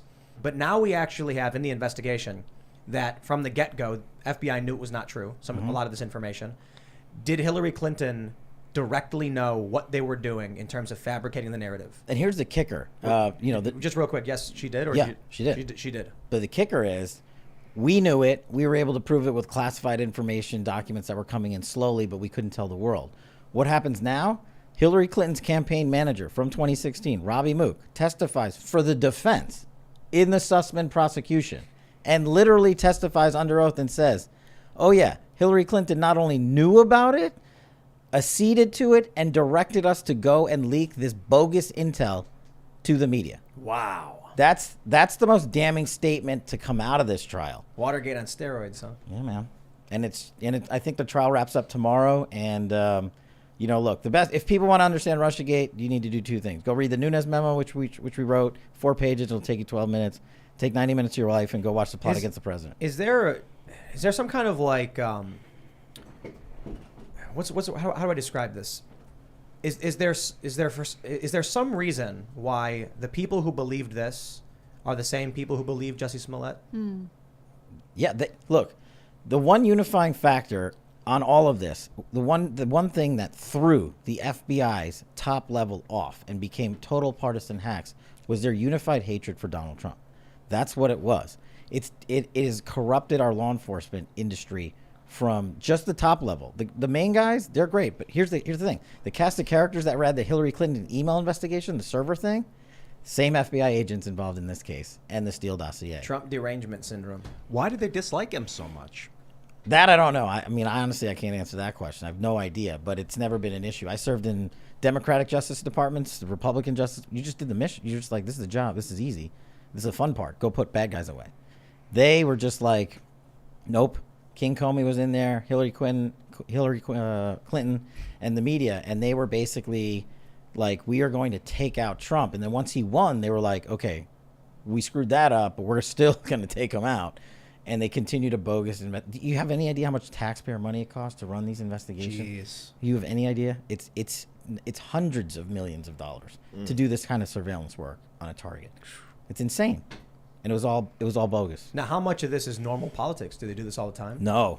This was crazy. I mean, this is that FISA court, the special court, whatever you want to call it. I used to do it to manhunt terrorists. That's what it's for, to protect the nation. It's not for a political campaign to come in and say, we're going to create a national security issue, and oh, by the way, the target's my political opponent. So why isn't Hillary Clinton in jail? Man, proving that is going to be very hard that she broke a federal law. Now, what you can do, and what John Durham's doing, I think, is building a conspiracy case behind these indictments. Because he said in federal court, in writing, on his pleadings, he said, Judge, there's a joint venture conspiracy. It's a legal term. What does that mean? Wow. He's like, Judge. He said that to the judge. Oh, yeah. It's on DurhamWatch.com. Go get the pleading. Wow. It's his under oath statement. Basically, that's what a pleading is to a federal judge. And he's saying, not only is Rodney Jaffe, the tech giant, the tech guy, a target of my investigation, but I am looking at multiple people in the media. I'm interrogating FBI agents who worked on this case, and also people on the Hillary Clinton campaign. He can't name those people, but he can give them by title. And he's telling the world, I'm conducting a criminal conspiracy investigation because this didn't happen with one or two people. So two-part question for you. So what needs to happen, in your opinion, to restore faith in these institutions? And then what happens to the country if that faith in these institutions isn't restored? What happens is what you see a continuation of what's going on right now. And it doesn't just trickle into just the political sphere. It trickles into everything. When they're talking about, is the FBI doing the work across the country to reduce crime? Whatever type, murder, guns, narco trafficking, human trafficking, everybody loses faith in their ability just to do those few things. And then we're just completely screwed. But the fix is the manpower, right? Whoever runs these agencies, you have to go find that guy. And Chris Wray is definitely not that guy. The guy who's running it now, he's almost as bad as Comey because he's allowed this entire thing to go on for 4 or 5 years now. And unless you get rid of these guys, but the political leadership doesn't want to. And this is the problem I have with my DOJ, my former place of work. They always champion themselves as being like, we're apolitical. We are historically apart. We don't take our orders from the president. Well, you actually do. And you allowed a presidential political candidate to give you your orders and to pay you and to pay for corruption to take over the top level of the FBI. And you need accountability. You need some of those people to be convicted in federal court. That's a piece of it. Then you need to put the right people in place. I'm kind of disillusioned, to be honest. I know. When the email thing was going on, I love how most Democrats, it's a joke. They have a meme where they amongst themselves will say, like, but her emails, whenever something crazy happens, but her emails. And I'm like, dude, yeah, like someone working in public office destroyed public records. That's crazy. They don't care. I know. Dude, if my attitude is, I was always a Trump's not that bad kind of guy. Mm-hmm. Like, I didn't vote for him the first time. Voted for him the second time because Joe Biden was just so awful. And I liked the second term agenda. But I was always, like, very early on when Trump was running and everyone's screaming about him, I was always yeah, but Trump's not that bad. I mean, like, this is crazy. It was worse than Hitler. What are you talking about? Calm down, dude. Well, I think the part of the problem people have is the double standard. Mm-hmm. I read a story about a naval officer. He was on a submarine and took a photo of where he worked, his sub, in a hallway, nothing classified, just to show his kid. And it got out that he had taken this photo, and because it's all classified, they indicted him. He was prosecuted. I think he did a little bit of jail time for one single photo that wasn't exposing anything sensitive at all. Meanwhile, you have Hillary Clinton, who had a private server with God knows how many emails, 30,000 emails on it. Right. And not only was all of this classified information and information that was born classified on this server, but this server was exposed to other nations. Wow. And we had vulnerabilities to, or she had vulnerabilities to, where all of this documentation was available to China, to Russia, to people who could weaponize that information against the United States. So when people look at those two circumstances, you got a guy who just wanted to show a picture to his kid, who did jail time, and then this offense, and absolutely nothing is going to happen to this person. I can see how the country would be disillusioned and thinking that we're basically a banana republic, where if you're a certain part of the political class, if you come from a certain pedigree, then you're above the law, and the rest of us just have to deal with it. Wasn't there some guy who went on Reddit and he was like, I need to figure out how to delete emails from a VIP? Do you know about this story? For Hillary Clinton's server? Yeah. Oh, yeah. There was like literally smashing of servers. There was people like Googling how to delete stuff. There was a guy, people incredible. using hammers on phones. But there was one story, I don't know if it's verified or whatever, but someone apparently, this is the story. Okay, so somebody went on Reddit and said, I need to find a way to remove someone from a bunch of emails. They're very VIP. And then once the email, it was an old post. Someone found it, and they were like, "Yo, I think this is the guy who works for Hillary, who was posting this." So it's an old story. I don't know the full details on, but there was tons of stuff like that. At the very least, the smashing cell phones with a hammer.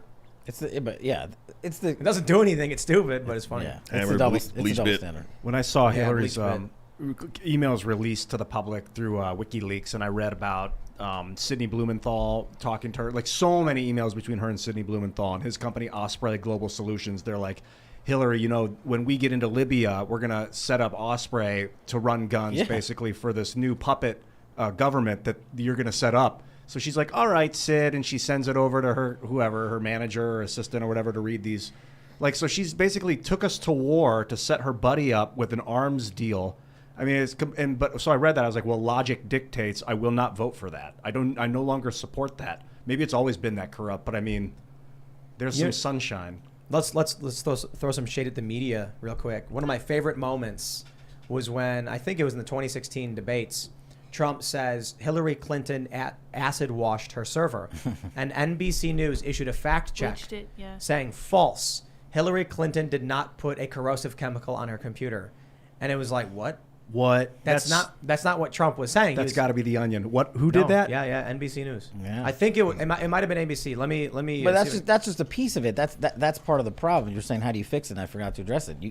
I don't know if you can. I don't know what's easier to fix. I think personally I could go in and fix the FBI in 5 months. I don't know how you fix the media. You guys are the experts there. Like, how do you get the ability? For 5 years, half the world and half of America thinks Russiagate and Donald Trump actually colluded with Russia. They're now finally starting to pull back those stories because of these prosecutions. But how do you stop them from... They knew the facts back then. They just didn't want to report it. Here, check this out. Can we pull this up? Can we get it?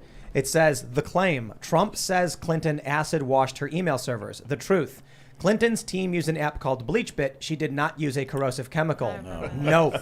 NBC News fact check. So welcome to the disingenuous. modern media, my friends. Wow. Amazing. And that's the problem. And how do you fix that? I don't know the answer to that. I don't know how you fix the media. I think that's a harder fix than the government. Let's talk about one thing is Truth Social. Heck yeah. So I have Truth Social here, and this is what my Truth Social dashboard looks like. So when Kash got here, you mentioned truth. You were like truthing something. Mm-hmm. I think the branding is bad, by the way. Like truthing it. I don't know. But, I just got to be honest. All right. Well, I was thinking confirm could be a good one. I will confirm it. And then how many confirmations did you get? Well, that'd be cool. You should have just shouted that out when Trump was on the phone before the show. Yo, Trump, get better branding. Yeah. I heard a great meme. They were like, Trump should have called it Kafifi. Everyone would have wanted the Kafifi app. Like, I got to get it. It would have been Trump's. Like but so you mentioned, getting Truth Social.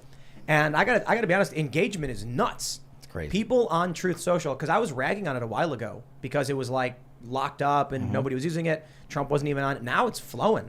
I went and looked at it, and all of a sudden I have like all of these. I posted something nonsensical and I get all these crazy comments, and I start looking at other users and seeing this massive engagement that I didn't see before.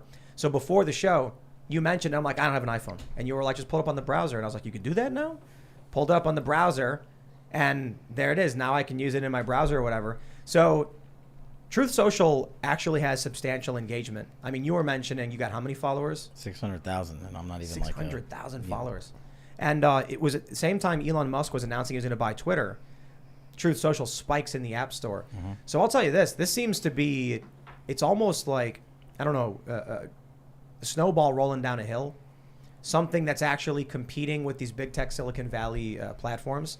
What I find interesting is the timing of Elon Musk wanting to come in and buy Twitter at a time when Truth Social's coming out and basically getting all of these Trump-supporting populist types to join the platform. Mm-hmm. If there's one thing that could potentially stop that, it's Elon Musk coming in, pulling Twitter back.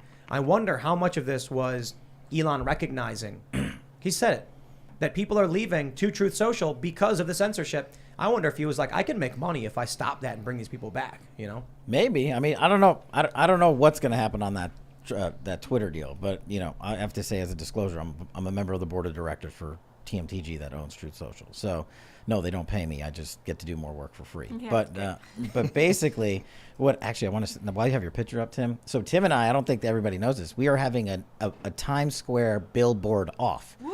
Oh, Yes. I literally have a Plot Against the King billboard along with a COVID jab billboard right next to Tim's billboard. But mine's only 30 feet, not 70 feet. So you won this round. But we did it for the same reason. We wanted to go into the Lion's Den and be like, why can't we blast out? Last week we did a whole billboard on Russiagate and DurhamWatch.com. This week we're selling the book, The Plot Against the King. Why not? And it's like you said, Absolutely. I don't know that's going to get much, generate a lot of business. But the point is, we're there. Oh, here's what I want to point out, too, when you look at this image. I want you all to understand, here's the billboard, okay? And you may be wondering, Tim, okay, you got yourself a billboard. That's cool. But, like, what's culture jamming about? It's like, you just got a billboard, right? So I talked about how we never spent any money on marketing for this show until now. That's right. And we want to do culture jamming as marketing. Ladies and gentlemen, this is above the ABC News building. You can see right here, ABC News, ESPN, with all their fancy marquee and everything, and I am on top. Dun, dun. Let's So- jam. You know, so many of these blue check journalists, most of them probably don't care. Some of them are probably fans. They're probably like, cool. Yeah. But some of these snooty people, these corporate press, these shills on these morning shows, they get to walk in the morning and look up at who's on top of their building. So it is a simple message to the elites that you are not the elites anymore. These people who think they're the best, they're smartest, they're the strongest. No. We are coming. We are asserting ourselves in this space. I was excited for this one. I didn't know it was going to go up so early. It was supposed to go up in 4 days, but they put it up early. So It's good, and that's why we also gave a nod to Truth Social on one of these billboards that we're doing last week or the next week, and I got to bring up how we brought the beginning of the show again. So yes, I did agree, and I did ask President Trump to go on Timcast, and he did say yes. But he said it was the greatest show. Everyone agrees. Yeah, at least that's what he was told. I believe it. That's what I said. And but there was there was a bargain in place. I'm challenging the Timcasters to go out and buy as many copies of The Plot Against the King as they can, because if they push through, then I'm going to work my tail off to make sure that Timcast with Trump actually happens.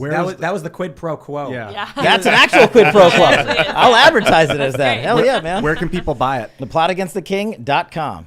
That's There you go. yeah, Nice. very easy. It's idiot-proof. Russiagate for kids. It's Russiagate for kids. How can you not want to read this story? Adults should read this story. It's Yeah. super fun. There's pictures. I can read it. It's Yeah. at my level. I got through the first page already. I liked it. When you were talking to Trump, I could sort of hear some of it, and I'm like, it has to be fake because it was so perfectly Trump. Oh man. It's like it sounds like a recording of him, like Cash comes in here and he presses play on a video, like I'm talking to Trump, I swear. Do it now. I can get him on your show, just sell books for me, and then it's like just It's a like, video of that's Trump. a quid pro quo. Hey, I got to make up for 16 years of being poor in government and educating children.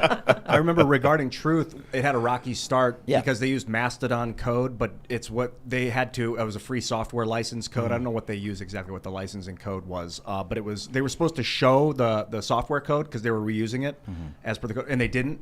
And that really bothered me and set me off. But the upside is it's using Mastodon code, which means that we can federate the thing and create interoperability between networks. So like if you're logged into Minds or Truth Social or Twitter, if we can get a hold of Twitter's software licensing codes, you'll be able to message someone on Truth Social from your Twitter account and vice versa, and create like a network of networks. I think Truth will be a great part of that. Is this time to graphene? I'm into that. I have some right here. Would you like to tie it into graphene? I think that we're going to start everybody's using been- graphene wiring. So Everybody's been ragging on Ian because they're saying borafine is the future, and he's living 20 years in the past. it's the phene. It's the structure that's important, not necessarily the carbon itself, although carbon's pretty cool because if you have this hexagonal lattice structure, nanostructure of like a monoatomic layer of chemicals, apparently boron's equally as cool as What do carbon. you use that for? So, dude, Do you not touchscreen use it wallpaper. for? You can make clothing that's touchscreen, supercapacitor battery. Your clothing can be Wow. batteries. You're like if Back we to can the get Future. Donald, I think Donald can run on this stuff because this is going to be the industry of the 21st century. It's going to be the new steel. People are going to be making buildings out of it, wiring out of it, touchscreen, all of this. And if he can bring enough scientists around to create the greatest graphene, like if we can make the greatest graphene production facility on Earth in the United States, I have an idea. Why don't we get when Donald Trump, Devin Nunes, and myself do a Timcast live from one of his properties. We have it sponsored by Graphene, and we put it on Truth Social, and then everybody wins. Yeah. There you go. We'll find a company that makes it. Yeah, we need to start something in the United States that builds it. Yo, check this out. I bought stock in a company that makes graphene because Ian wouldn't shut up about it. And it's like one of my only stocks that's still up despite like the marketing. It's 2029. We're going to see peak implementation of this stuff. You're going to start. But the problem is the copper industry. It doesn't want to lose their wiring Big monopoly. copper. So that's going to be a challenge to disrupt the copper industry, but we'll be able to repurpose the copper, I think. You can deposit carbon dioxide, I believe, onto copper and create graphene out of it. You can actually pull carbon dioxide out of the air and turn it into graphene. You know, it'd be this funny. guy's like dialed in. He is. You know, it'd be really funny. It's like we do a show with Trump, and then Ian starts going off on graphene, and then Trump just gets zoned in and he's like, tell me more. And then just like all of a sudden Trump's doing pressers, he's speaking, and he's running for office, and he's just all about graphene. The future, the new manufacturing, the new steel. We're going to bring all these jobs. Ian is sitting there, you know, just he retires because he knows he's done everything everything he needs to do. It's nothing we'll left. be able to pull carbon dioxide out of the atmosphere to kind of balance out the carbon emission type thing, but we're going to have to be careful that we don't pull too much out too fast and set up an industry that sucks it all out, because we'll begin competing with trees. We are going to name you the ambassador for graphene. Let's do it, baby. We can help a lot of people. We're a graphene czar, if you prefer. We can build a space elevator. It's better than the disinformation czar. 2024. The votes come in. Ian gets on the phone and says, I want that position as graphene czar I was promised. Yeah. Give me the graphene. I just want to go to space. Graphene ballots. Graphene ballots. Dude, we can build Watermarks. Well, so the original idea was like, what I wanted to bring up with Truth Social was that it's allowing people to maintain their conversations. Twitter was trying to silence people. YouTube's trying to silence people.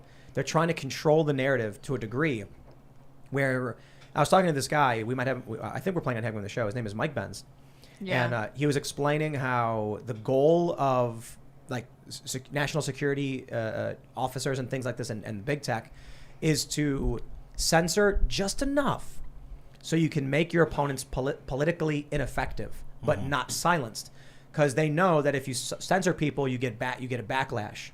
So they want just a little bit, just enough to where they get a head start in the race. Truth Social is basically cutting that off. People are able to go back on and follow Trump once again. And people are posting and sharing what he says. And I'm seeing journalists. When Trump retruthed the words civil war, mainstream press was forced to talk about it. And that puts Truth Social front and center. And the more he does that, the more they're forced to talk about it. And that's why he's never going back to Twitter. I mean, that and the fact that he owns the company. But people keep asking me that, and I'm like, no, he's not going back on any other platform. He doesn't want back on YouTube or Twitter, or I don't even know what the other ones are called. But this is going to be it. It's either, and I think it's going to succeed. And if you look at the bots, we were talking about this, Ian and I, before, right? What Elon has done is basically proven the concept that Devin and I proved on the side of Russiagate. Is Twitter suppressing free speech, and are there bots? The answer to both of those questions was affirmative, for sure. Elon has finally put those facts out for the mainstream media and forced them to take them on. Up to 50% bots, that's a lot. And also the freedom of speech suppression. We can't get that kind of campaign out. But he's proven that, and now they have to address it. Now they hate him for it, and now the fact that he said he's voting Republican, I think they're going to come after him pretty hard. But if you can build a company on Truth Social that has 15 million, 20 million people, by the end of the year or something like that, that's a company that's legit half as big as Twitter. How many users, do you know how many users on Truth Social? I know that I think President Trump has like 4 million. Yeah. Or something like that. So just do some math. Maybe there's 4 to 7 on there right now. I bet everybody's following Trump. Yeah. So he's got 3.1 million followers. Okay. And then Android's But the coming engagement is massive. No, it's massive. Take a look at the New York Times on Twitter. Nobody retweets. Yeah. So I can certainly say, like, I never tweet at the New York Times. There's no conversation there. So when people are like, no one's responding to them, I'm like, yeah, who cares? But nobody's even retweeting their stories. Because I do retweet stories. When I see a big story, I'll be like, oh, Yeah. I basically retweet so that I can come back later and look through the stories that I was seeing. But people don't even do that for the New York Times. I just put out a truth on the car ride over here for my handle at Cash for your. I was saying I was coming on Timcast. Thousands of people in the car ride on the way over were responding to that, like physically writing and responding and retruthing and reposting that I was doing the show, and there was conversations from both sides. Oh, I hate you, Cash. I love Tim. I hate Tim. Actually, Cash sucks. And so that's what you want. That's the whole point. Yeah. And it's human beings engaging on truth, and it's fun. And the funnest part is these things called piñata farms. I don't know if you guys have seen these, but they take real life movies and they stick your heads on them. So there's one of like me and Trump perp walking Hillary Clinton out of a detention center, and it's just built into the platform. Well, this company has just built it into this thing, and it's all over the place, and it's for anything and everything. It's hilarious. It's like the beginning of deep fakes. People are gonna. But you can tell it's like a joke. It's like an oversized head on like a smaller body. Truth Social is like Jib Jab, yeah. Yeah. Or the Reface app. Yeah. Kofifi is trending. Of course. I just think Truth is the perfect, like, it's so Trumpian, calling it truth. Yeah, truth is subjective. Like what one person believes is true, another person might see differently and think that it's not true, but we're both looking at the same thing. Well, it's kind of an evolution too. We had the fake news, and now we have truth. It's like dark to light. It's the yin and the yang. I loved that how they tried using fake news against Trump, and then Trump turned it around against them. And it was brilliant. You are fake news. Yeah, it was part of the counter intel operation we ran for the last 5 years. I wanted Joe Biden to go and spend $500,000 coming up with Ultra MAGA. Then I was gonna have President Trump release my book on Truth Social, The Plot Against the King, the very next day, and we've had the most successful book launch. I can't believe they did the Ultra MAGA thing. It's just they said that the data shows middle America, like suburban, people don't like MAGA, and so that's why they're going for it. But what they never understood, it just shows they never understood the MAGA people, the Trump supporters, the right. Trump got memed into office. People were posting jokes. They were having a laugh. They're having a good time. The picture, you ever see that picture where Trump is on a tank? It's like a golden tank or something. He's like standing, it's like an eagle flying. It's all funny. It's just like supposed to be crazy. Or Trump's face as Rocky Balboa, like ripped body and everything. And they think it's real. They're like, these Trump people are in a cult. No, they're joking. I was picturing him coming out on stage, Donald, and being like, Ultra MAGA, and then like the fireworks shoot out behind him. But people would love it. But then I think the media, like Rachel Maddow, would get afraid because they'd be like, "Oh, it's Ultra MAGA is real." Like, I don't know, because I want to have fun with it. It's hilarious. The Ultra MAGA king. Hey, you know why I don't read the New York Times and why I don't repost New York Times is because I got to pay money to read their articles. Whenever I go to a New York Times article, I can't get past the first paragraph, so I just give up on it and move on. I don't read it because I'm suing them for defamation. Oh, good. There you go. What did they say? Politico and CNN called me Trump's Ukraine whisperer and injected me into an impeachment fiasco. God. And I said, okay, what's that based on? Like, was there a meeting? Do you have a witness? And if you remember, that clown Fiona Hill came in and said, oh, Kash Patel, Ukraine whisperer. And then under oath in front of the world during the impeachment trial, Fiona Hill goes, well, I've never met Kash. We've never spoken, and I don't really know him. Well, then how am I the guy? So I'm suing them all. That's what Fight with Kash is all about. Like, that's my attempt to fix the media, is we're raising money. We're actually suing on behalf of other American citizens who've been defamed. We cut the check for their lawyers. We've just been talking about this all week. Like, we need to take cases that may not win just because it's the right thing to do. You got to sue Wikipedia. No, I'm on it. We talked about this, and You are? It's the next one. It's the next one. Oh, okay. Hi. So have you heard what I was saying about it in the past few episodes specifically? No, I remember our conversation about it. So I was talking to a lawyer recently, and they were like, you can't sue Wikipedia. They're protected by Section 230. You can maybe sue the editors who made the statements. And I'm like, let's think about this for a second. Wikipedia, actually, do I have this? I have National Firearms Act pulled up. We'll just use this as an example. It says, from Wikipedia, the free encyclopedia. That's a byline.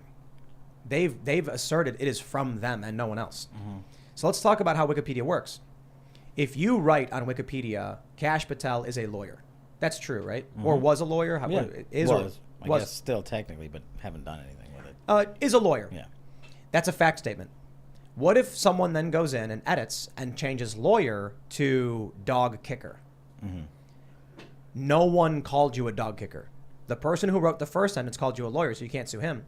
The person who wrote the single hyphenated word dog kicker never said Kash Patel is. He just wrote one word. Well, you can't sue him, can you? He didn't say anything. The first guy didn't say anything. And Wikipedia asserts protection under Section 230. That can't make sense. No, it doesn't. And that's why. So that's literally what fightwithkash.com is doing. I have a Wikipedia page that is literally 50% false. And so my lawyers got together and were like, no, we can actually take them on. And they found a way to do this. And once we go public, I'll tell you how we're going to do it. But the whole point is not for me to start suing. The whole point is to get everybody else to start suing. And we've created lawsuits for other Americans who have been defamed by crazy outlets, things like Wikipedia and whatnot. And we're going to keep we're just going to keep hammering it. That's the whole point. That's my attempt to fix the media. I don't know if it's going to work. Is it like class action suits, or is No. it actually a bunch of different individuals? Every individual, anywhere can go to the website and literally be like, here's my case summary. We'll look at it for free. If there's a cause of action, we're going to march into court and give you a check. So they go to fightwithcash.com and then sign up to do that. That's awesome. Yeah. Nice. Yeah, and it doesn't cost them anything. I mean, if they know rich donors, we always take those. But I personally review every single message that comes in. Is it a 501c3? Yeah. Oh, cool. You know what I'm mostly mad about is that Wikipedia for a long time claimed I invented a live streaming Zeppelin, That would be cool. which I didn't do. And when I went there and wrote, hey, this is not true, like remove this, they said, you cannot be a source to this article because you are Tim Pool and you are biased. So we're leaving in that you invented a Zeppelin. And I got mad. After a few years, they got rid of it. And then I said, you know what? I'm going to do it. And so then we built a live streaming Zeppelin, put it up in the air with a Let's Go Brandon flag on it. And then I said, you know, I didn't go to Wikipedia, but I say to the world, okay, now that it's true, put it back. I have retroactively made that true, and they won't do it. Really? Yeah, they won't put it back. It's like locked. Art imitates life. Well, I don't know where the original source it's funny that it can sit there for years. And now I actually did it, and we flew this. We got like a ton of views when we did it too. So it was like, you know, hundreds of thousands of people saw it. Come on, we did it. Take the video, use it as the source, and say Tim did make a live streaming Zeppelin. Come on. I don't like Wikipedia. I used to be a big fan. I hate them. I like the concept. It just doesn't. It's too like easy to game. It feels like right now. It's too It's a easy. ton of fake news. I tried to explain Hillary's emails, for instance, on Wikipedia. I was like, I'll make an edit so that I can tell people about Sydney's, you know, Osprey Global Solutions and Osprey Global Solutions. And after I did it, within like 8 seconds, it was removed. I was like, well, but that was true information, and now it was removed. It's Who because controls content on Wikipedia? Aren't there only a handful of editors on any page? anybody can edit, but you can earn privileges. So some people have more power than others. When you go to high-profile accounts, there's going to be a firm that has editor access that's going to control. So what do you got to do to earn that access? Lie a lot. Yeah, it's probably I don't know how Wikipedia works with it. I think it's like a certain amount of time and edits made earns you more and more status or whatever. Yep, a lot of fake news, a lot of lies, and it's because the people who dedicate their time to that, for the most part, there's some good editors and there are a lot of bad editors, and it is companies that are paid, and there's going to be a tendency towards establishment if that's the case.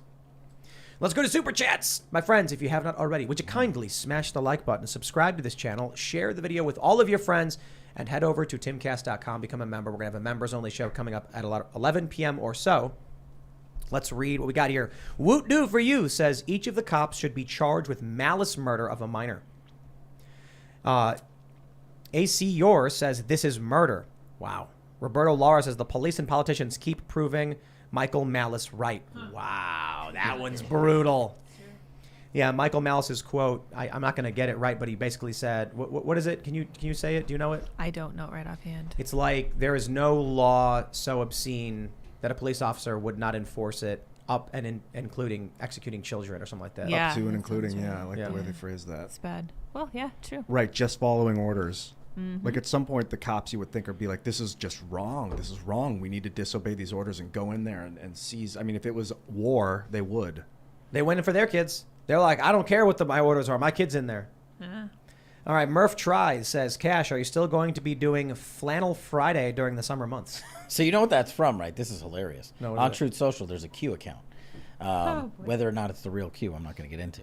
But me and said person were running around South Florida, and we took a picture of my sleeve and a beer in front of it, and we posted a truth that said at Cash having a beer with Q, and it turned into Flannel Fridays because I was having this beer and I was wearing a flannel shirt, and now it's this massive thing on online.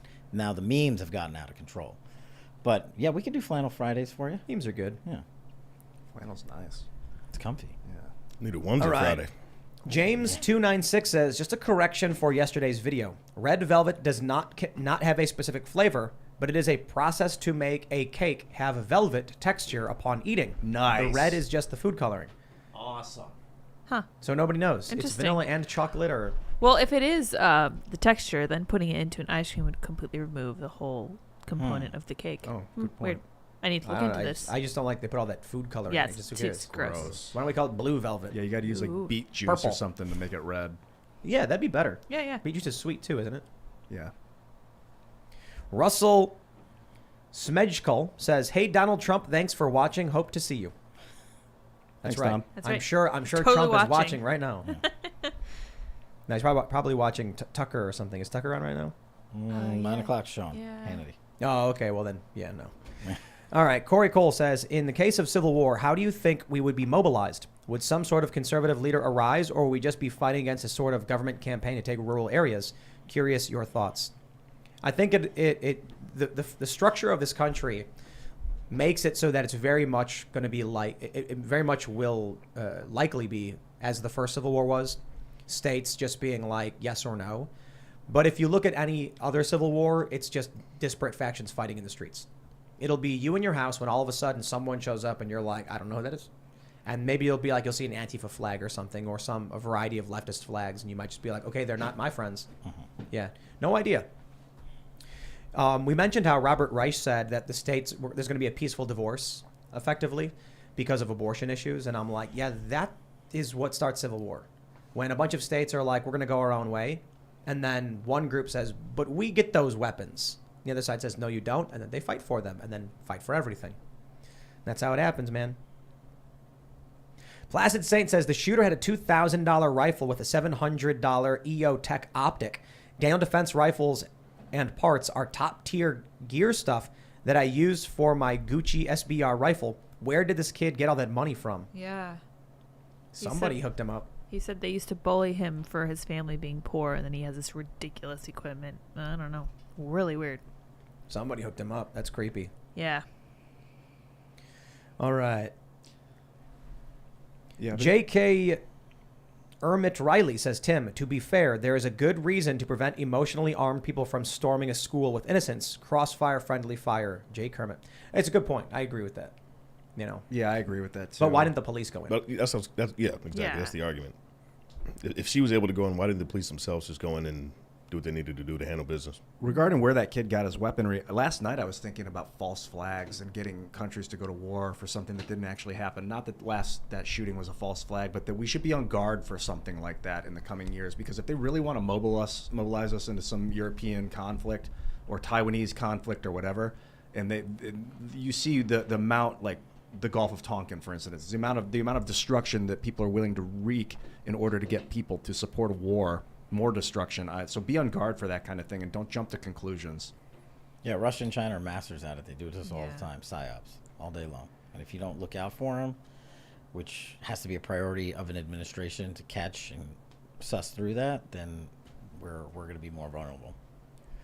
All right, man. Let's read some more. Bobcat says, would you kindly tell us who is John Galt? Also, AI doesn't really exist. All we have are long lists of if-else statements. To be AI, it has to understand the concept of maybe. How do you make maybe? Quantum computing, when it can be a 1 and a 0 at the same moment. Interesting. Oof. Sanity Clause says, stop sending your children to these indoctrination camps. No more school shootings, no more indoctrination. It's a twofer. Forget defund the police, defund public schools. So on like 2 a.m. on the 25th, I tweeted homeschool your kids, which was not a reference to anything at all. It was just like, homeschool your kids, because I've tweeted it before. I say it on the show. The Independent took that and said it was an argument to stop school shootings. And I was like, I never said anything about school shootings in that tweet. I said homeschool your kids. Civil War. Yeah. I posted, there's a story about a Norwegian guy who took a bow and arrow and started shooting people with it. So I posted the story, just a screenshot of it. I said nothing. I made no argument. And people were like, this argument is dumb, Tim. What you don't understand is, and I was like, bro, I didn't make an argument. I just posted a news story, man. Calm down. People are crazy. People live in this bubble world. Mm-hmm. And this is literally the meme where it's like, you can say on Twitter, I like pancakes. And they'll be like, why do you hate waffles? And you're like, I didn't say anything about waffles, man. I like waffles too. Dude, calm down.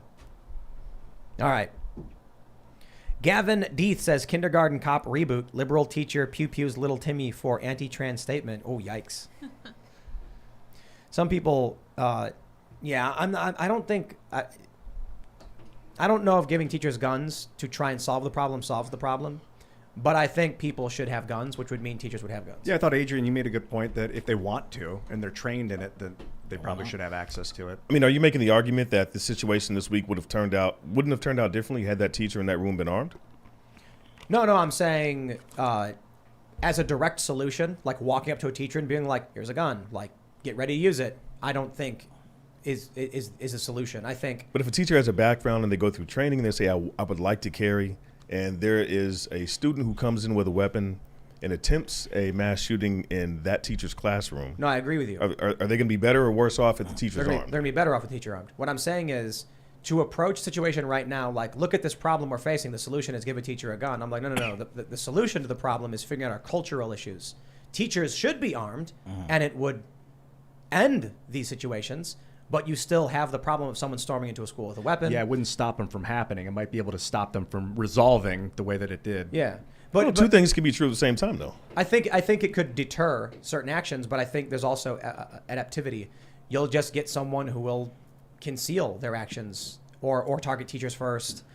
I think teachers should be armed. I think regular people should be armed. I think the two-way exists for a reason. I think the solution is cultural. Yeah. I think if teachers are armed, they're better off. I think the solution is some kind of cultural assessment, like we mentioned, drugs and social media addictions and manipulation. I think mostly the drugs, to be honest. I think that stuff's warping kids' minds. That and weird groomers on the internet, that's true too. All right, Matthew Reckamp says, to quote Steven Crowder, what do you think would be more effective at stopping a school shooter? A sign with a picture of a gun with a line over it, or a turret? A turret. Well, hold on. Definitely the latter. In some circumstances, you could beat the guy with the sign. Yeah, true. All Good right. point. Yeah. That's actually man, you can't do those kind of jokes on YouTube. But I think, I'm into the dark comedy where it's like Racist. No, just like stopping a school shooting by someone taking a gun-free zone sign and beating the perpetrator with it to stop him. It's like, what do I do? And it's like, this will work. It just got turned into a cartoon. Then it'll be totally go. acceptable. Yeah, Seamus. Yeah. Yeah. Let's go. I don't know if Seamus want to do that. That one's a little too dark. All right. Dakota Dad says, you're going to need an army to stop me from getting my kids. I will stop at absolutely nothing That's and right. run through. I don't care who to make sure they're okay. That's right. You see that video of the guy running into the burning building to save his dog? Yeah. No. This is crazy. The fire's in. Have you guys ever been next to a burning building? It's insane. No, actually. It's hot. It's hot. That's an understatement. People don't get this. Yeah. Because you see a fire, you've maybe been around a campfire, and you're thinking like, oh, okay. You can't. So when I was in Ferguson, and they burned all those buildings on West Florissant, driving in the car with the air on and everything, when you drive past these buildings that are maybe even 50 to 100 feet away, it feels like there's a campfire right in front of your face. That's the heat is so intense. Mm-hmm. So when you walk up to it's unbearable to even walk up to the building. This dude runs in to get his dog, and you see the firefighters like, dude, what? He comes out, his legs are like burned up. Love it. Yeah, he's not going to leave his dog in there, man. Now imagine what's going to be like if your kids are in a building with the shooter. His dad got tasered. Dude. Worth it. Crazy, man. All right, Salty Duckling says, Cash, since you got 45's number, please push him to abolish the ATF when he wins in 24. Well, it's a thought. We'll think about it. It's just another federal agency doing work that other federal agencies already do. It's an overcorrection. I made a tweet, and I trolled mostly conservatives. It was funny. The gun people liked it. I said, let me just see. I'll just read what I said. I said, did you know the National Firearms Act codified a path to owning silencers and automatic rifles? What? Repeal the NFA now. Spineless GOP won't do it. Call your member of Congress and tell them repeal the NFA now. Is that true? And all of that is true. Amazing. Spineless GOP won't repeal the NFA. Yeah, it's true. That's true. It did codify a path to owning silencers and automatic rifles, restricting access to them, but still codifying a path to get it. And it was funny because the gun people, my favorite response was, dude, if this works. Like all the liberals being like, yeah, repeal the NFA. But a bunch of conservatives were like, you're wrong on this one, Tim. Also, it's not called a silencer, it's a suppressor. And I'm just like, whoosh. Yeah, you're missing everything. Right over their heads. Right over their heads. So let's read some more super chats. They got your back. All right, let's grab some more. Andy Welsh says, check out the magic card for oubliette. It's perfect. Is that how you pronounce it? Was it? Yeah, oubliette. Oubliette. MTG. It's a dungeon. It's like French. a skeleton. What does in a it do? cage Remove a creature from the game? From the game until the oubliette's removed from play, I believe. Okay. It's an old card from Arabian Nights. Let me see if I can pull Really? it up. Yeah, I believe it's. They've remade that it's card so Arabian many Nights. times. When Oubliette enters the battlefield, target creature phases out until Oubliette leaves the battlefield. Oh, Ian, I gotta tell you a funny story, man. So this guy, I was tweeting, right? And this guy's tweeting at me, like telling me I'm wrong and all this stuff about politics. And then it turns out in his profile he plays Magic. so I tweeted at him, my Kiki Jiki deck would obliterate you, and he said doubt. Can you believe it? That's love.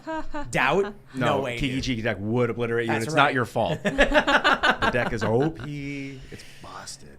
Like 99% of people are like, we have no It's idea too what they just fast. said. Yeah, Yeah, it's We're talking about a strategy card get game, familiar. and I'm making a joke. There you go. Let's read some more super It was chats. funny because it was true. It's funny because someone thought they could beat my commander deck. No, it was Impossible. pretty mad. Never gonna happen. Yeah. It is a crazy deck. All right, Kalashnikov.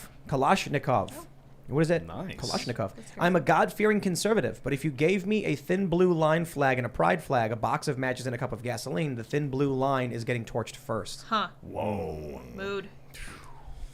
First, though, remember that video where they were throwing the flag on the ground and stomping on it?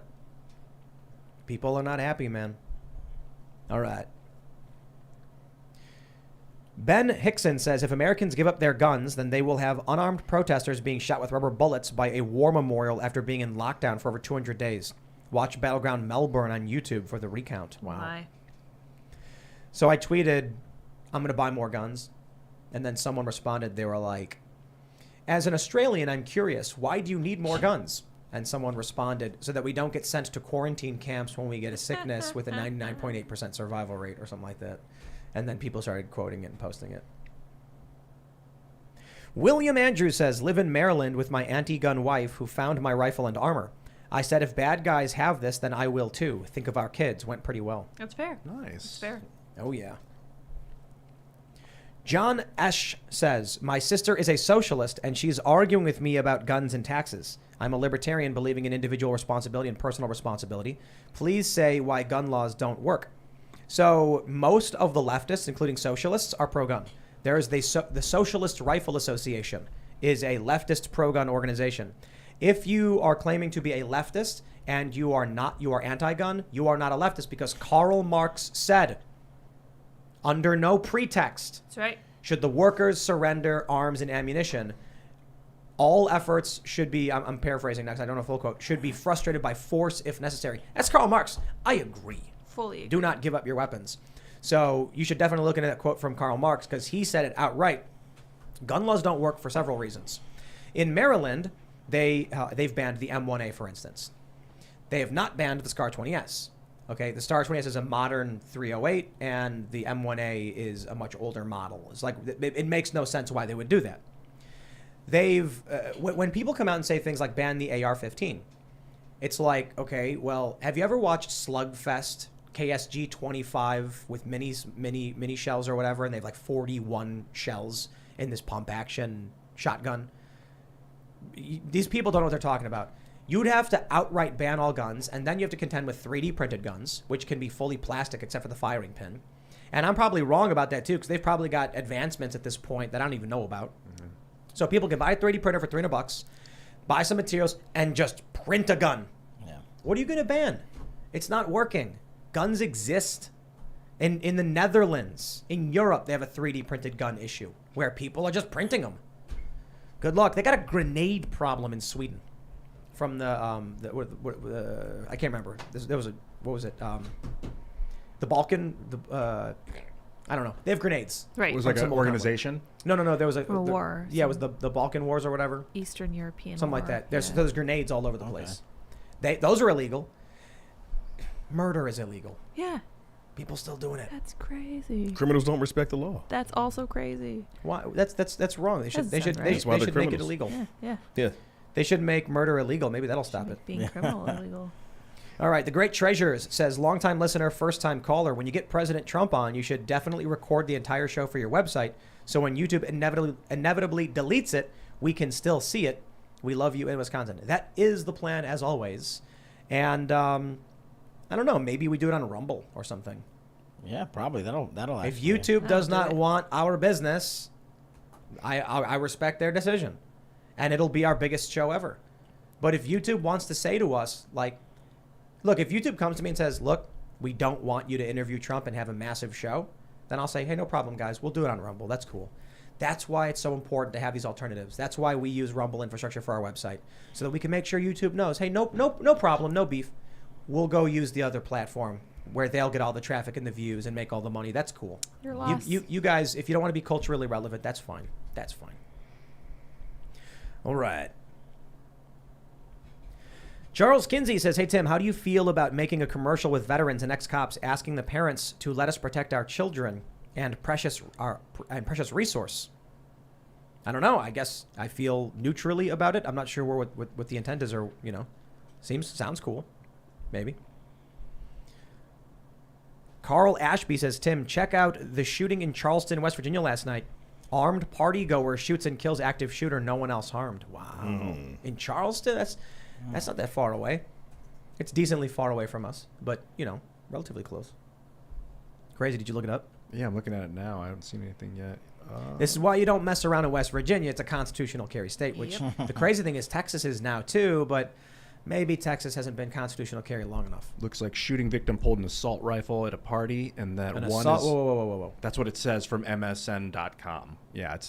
What is that? Assault rifle. What is it? A 50 BMG at a party? I don't think so. He could have an M16, an NFA who knows select what it was. fire rifle. That was the headline, the vague headline. And then one has been detained from that. Woman stops gunman at party.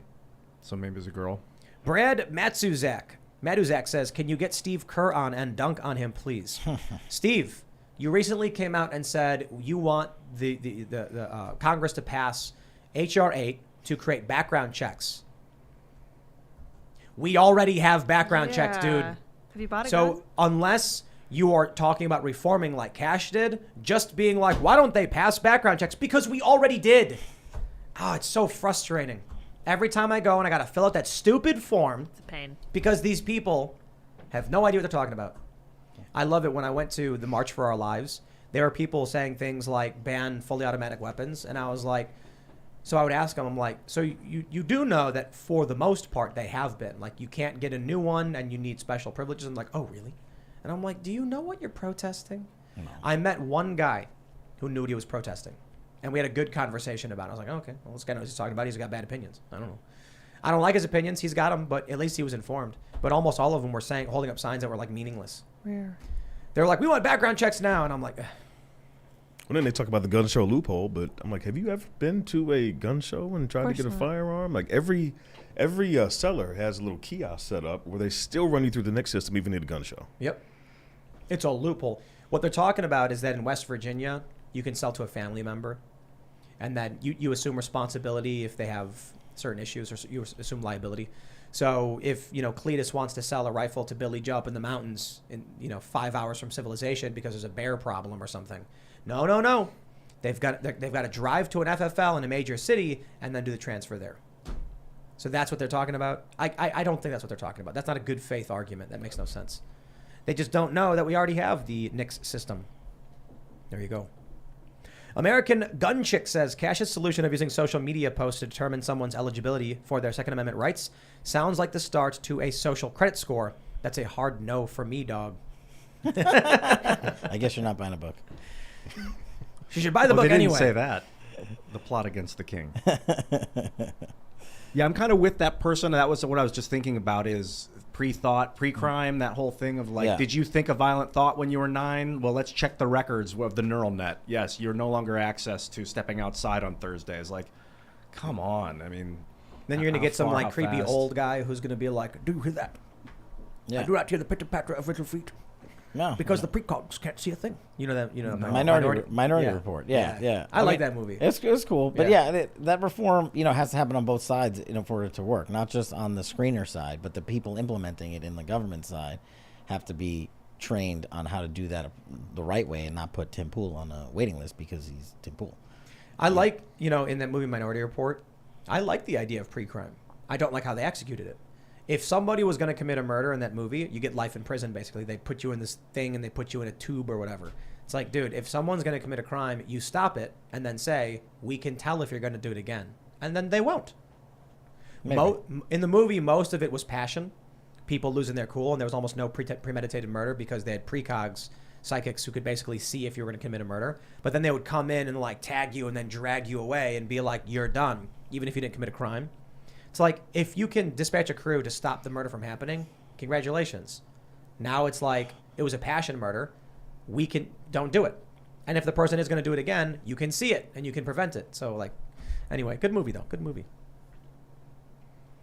Let's grab some more super chats. Vic says, not many people talk about the specificity of the profile of a school shooter. Absent father, childhood trauma, social isolation, and pharmaceutical drugs. Yeah. Yep. That's conversation number one. Fatherlessness. Matt Walsh had a whole thread about it. Yeah. Fatherlessness? Well, just the profile of a wow. school shooter. I think he was pretty much on target. Wow. So it seems to be the case, huh? Yeah. So Matt Walsh interviewed David Hogg. Did you say Matt Walsh interviewed him? Did I say Matt Walsh? Yeah. Yeah. Oh, who did I? Couple times. I didn't mean Matt Walsh. I meant the other guy. Because in a video you said Matt Walsh, he's a corporate shill, and someone was like, "Why is Tim calling Matt Walsh a Oh, corporate yeah, shill?" everyone was confused. Oh, man. I am doesn't so sound sorry, right. Matt. I did not mean that about you. I was talking about the other guy. What's his Which, name? I can't remember I want to his see name. the interview. Why did I say Matt Walsh? Matt, I'm sorry, dude. I'm was a so sorry. I different did not Matt. mean that. Matt Walsh, you corporate. Just kidding. No, it's Anybody. that other guy who was a Republican but then hated Donald Trump. and Matt something. I don't know. Maybe I said Matt Walsh. And it was Joe Walsh? Joe Joe Walsh. Walsh. Joe Walsh, not from the There's your Eagles. Oh problem. no, Matt! I owe you a beer Let's or fly him something. out. Matt, you got to come on the show. Yeah, you gotta We'll come fly back. out. Going back to Nashville. I said that here too. Nobody corrected me. Well, I thought it was didn't real, notice. but I'm glad I Yeah. brought it up. No, if you were like, oh, Matt Walsh, and I was like, wait. I guess hold Matt on. did. What I looked it say? up too, and I was like, what? It's you know what it is? It's that Matt Walsh is so much more relevant than Joe is. I know, right? Yeah. I was like, I- there's he's another everywhere. I Walsh. just couldn't think of a guy who didn't matter. We're gonna have to get these No, I books. sincerely apologize for saying that, Matt. I did not mean that. I got to put a correction on that video. I did not mean that. Boo. Got to figure out which one that was. All right. Goldilocks Production says, Tim, if you want a gun law expert on, talk to the armed scholar who is educated in laws and discusses laws and lawsuits around gun rights. He'd love to come on the show. Well, let's take a look into him. We will write down his name, Armed Scholar. Got it. We're going to have to fly out MASH. Yeah, now I called him now we're MASH. talking. Great show. Now we're just making up names. Hawkeye Now for we're life. I must be too tired. Now it's because I'm mixing Matt with Cash, and It's now all I'm just- going sideways. Walsh. Mash Walt. Walsh. I pulled a Biden. Game over. Yeah. You did it. Pull the Biden. You'll be the next president. You know, next time Biden gaffes, I'm going to have to be like, well, it happens to the best of us. Love you, Joe. Joe Biden.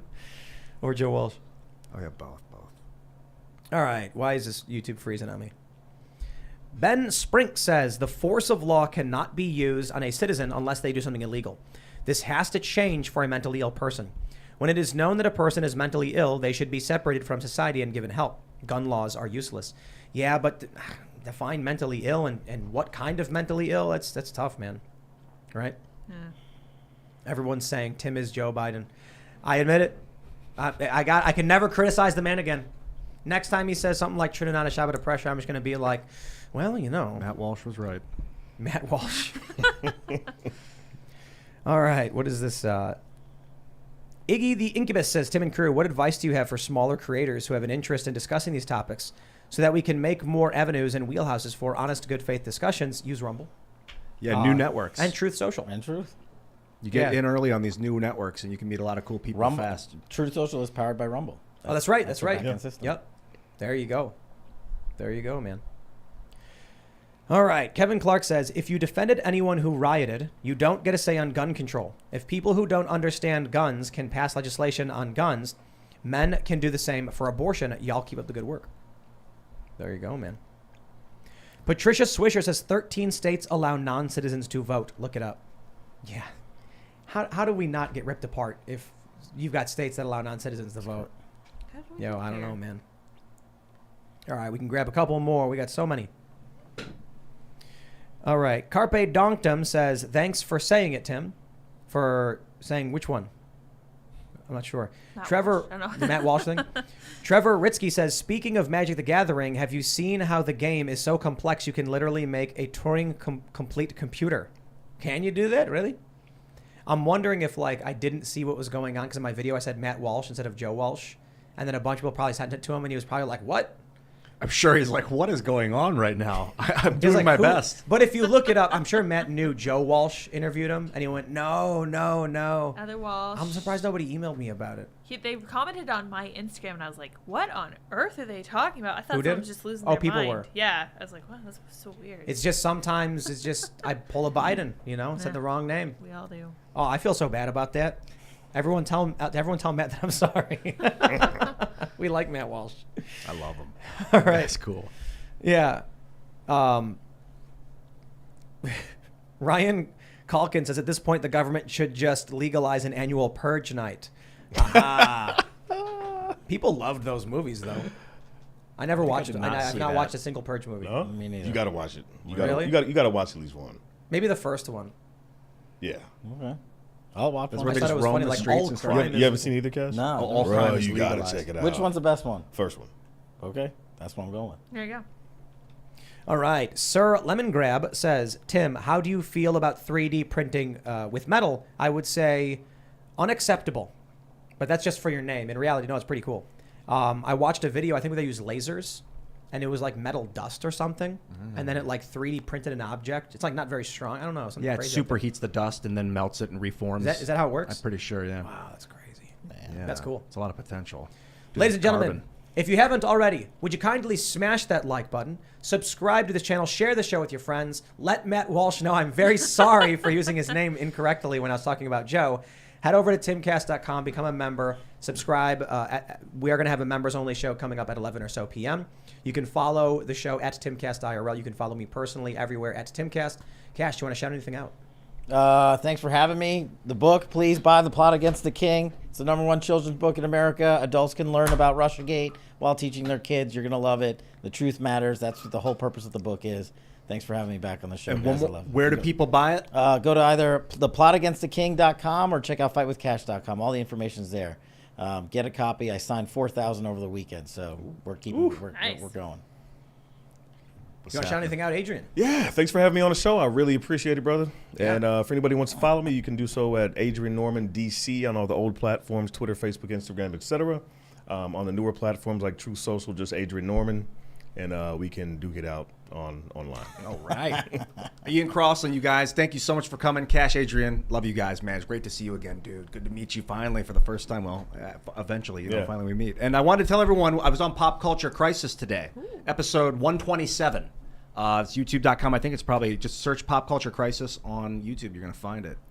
Pop Culture Crisis is wonderful. That is always a good time. I've been filling in every Wednesday for them, and it's always a blast. It's a kind of a field that I don't usually get into, so we talk about a lot of cultural stuff. Great time. And real quick, Pop Culture Crisis, when you super chat, money guns fire. It's unbelievably distracting. Awesome. And the stink bugs and the money flying through the air, it's really thick. One went in my coffee. It was hilarious. Good times, Money or a stink bug? Yeah, one of the monies went in my coffee. One of the 20s. That's better than a stink bug. They but were all also, over me. the next step is going to be to have, they did the parties today, I think. Yeah, they're gonna do So parties. once a certain number of super chats get reached on Pop Culture Crisis, lights go off and money guns starts Chicken firing party. like crazy. Woo! Yeah, we're talking about Crisis adding parties. some music and like things flying by behind me as it's on. I mean, nuts. Okay, that just sounds a little distracting. That's me. Anyway, it is a great time. If you guys want to check out Pop Culture Crisis, they're also on YouTube. Brett works very hard on that, and it's going to be awesome in the future. You guys may follow me on Twitter and minds.com at SarahPatchLids, as well as SarahPatchLids.me. We will see you all over at timcast.com for that members segment. Thanks for hanging out. Bye, guys.